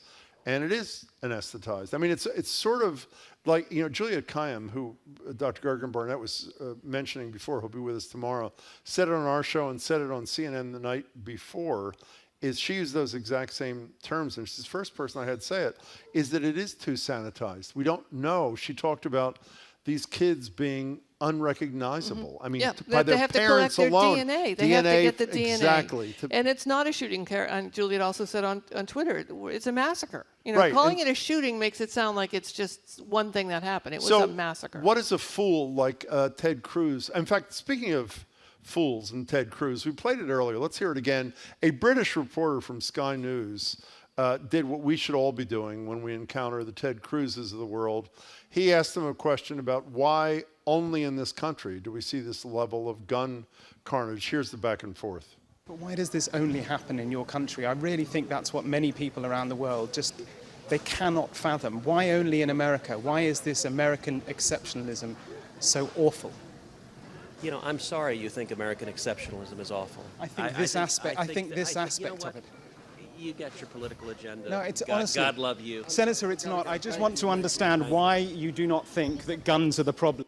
And he ran away, by the way. And I'm sorry you think American exceptionalism is so awful. The cheap cowardice of people who can't answer a question. If you want to vote against common sense gun safety legislation, then be man or woman enough to look a reporter in his or her face and answer the damn question. And the reason he ran away like a scared little kid was because there is no answer. Right, we're just to that question. we sacrifice children for the Second Amendment. That's the answer. That's the answer he should give. All right, let's go to Bruce, who's calling us from, I hope, pulled over on the Interstate 95 or hands-free. Hi, Or Bruce. something. How are you? Hey there, Bruce. What's up? Yeah, hi. I tried to call you guys a couple hours ago. I got disconnected, and then Sorry. when you know it, I got back on the highway, and you're back into the same conversation. We did it for you, Bruce. What's up? A couple things. First of all, I just want to say that one of your people there speaking earlier made a comment about you can't get your gun quick enough if you're ever in a situation where you need it. And I just want to say I was assaulted once by 3 guys in a back alley. I'm sorry. Who had a gun. And I walked away from that incident, and 3 of them did not come out of that very well. And I did not have my gun with me. So you don't need a gun. Well, if I may, really- before you really calling continue, Bruce, if I may, to make the point for the 500th time today, there were a lot of cops who had guns in Uvalde, and despite what we've been hearing from years from the NRA and its supporters, That didn't do those kids very much good, did it? No, I mean, they were armed and ready. Well, they were armed and not ready. But go ahead. Yeah, and in my case, I was unarmed and I guess ready. And it worked out well for me in that case. In any event, what I was calling about is this issue with classification of weapons. Like we have class 3 weapons, which are machine guns. And you can own one, but you have to go through a very extensive background check, fingerprinting, and a law enforcement sign-off that you're mentally fit. And then you can get one. And they're going mostly to collectors. Why don't they just take assault weapons and create a new classification like, say, Class 2A or something? And, you're not taking these guys' rights away that they can't own an assault rifle. But you cannot get one unless you're going through some sort of stringent background check. Why don't you answer your own question, Bruce? Why don't they? That seems to be commonsensical to me. Why don't they do that? I can't answer that. I don't know what's going through their heads. Well, I can answer that. The gun manufacturers have told them, don't do it. Yeah, the gun what they sell, I mean, selling firearms for many people might have one, and many people have a lot. And selling the marketing of these weapons, especially to young men, is what the hot rod car used to be in a prior generation. They want you to buy more, and they want you to buy these. And the manufacturers are you think that they would be coming out for gun safety? Auto manufacturers come out for car safety all the time. They market. Well, the gun manufacturers are immunized by Congress. Right. But I mean, you buy a car based on its safety features many times. You don't buy a weapon based on its safety features. Bruce, you are you're 100% right, but you're on the merits, and you're 100% wrong in terms of what our quote leaders are willing to do. It's not taking away anybody's rights. By the way, I keep mentioning polls about what people support in this country. One I left off, 75% in that poll from, I can't remember, it was a credible, it might have been Pew, I'm not sure, the other day, was 75% of Americans thought that gun owners should have to register with a federal database. I mean, they should enter their information in a federal database. So, despite all this big brother sickness from another dope like Marjorie Taylor Greene and other, but it's not just her. Yeah. 75% of people in this country support that. Right. 75%. All right, let's go to Ron in Seabrook, New Hampshire. Ron, welcome to Boston Public Radio. Hey there. Hi, thanks for taking my call. Sure. I wonder what you think of the idea of publicly shaming through social media, perhaps, or ad campaigns, the CEOs of the manufacturing companies, the actual factory workers. These people probably live most of their lives with a level of secrecy about what they do and what they're involved in. They have kids in school that would be affected by a thing like that. What do you think of that idea? I like it. Yeah, I mean, the idea of holding the manufacturers accountable, in the state of Massachusetts, if they're making weapons that are going on to kill children and are unnecessary, I mean, there's no need to have some of these weapons. They do nothing. And to hold the investors accountable, to hold any publicly held gun manufacturers that take investments of retirement funds. I mean, that's all a route that. Well, also, let the neighbors of the CEOs and the polite society in which they live know who their neighbors are. Thanks for the call, Ron. A couple of minutes ago, I mentioned there were 14 acres of guns. Yeah, how much is that? Well, first of all, I double-checked while you were speaking to Ron. There were 14 acres of guns. And John from Shrewsbury, he was my inspiration. I said I didn't know what an acre was. A football field is 1.3 acres.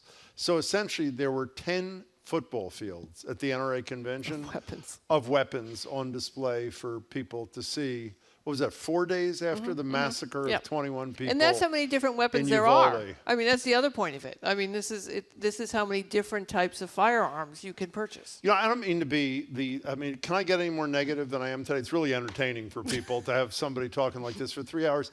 When people look back, I was going to say in 50 years, how about 5 years, and look at what this American society became and what we tolerated and what we didn't do about things that needed addressing, or what we did do about things that didn't need it addressing. It's crazy. Listen, I'm not kidding about the lice.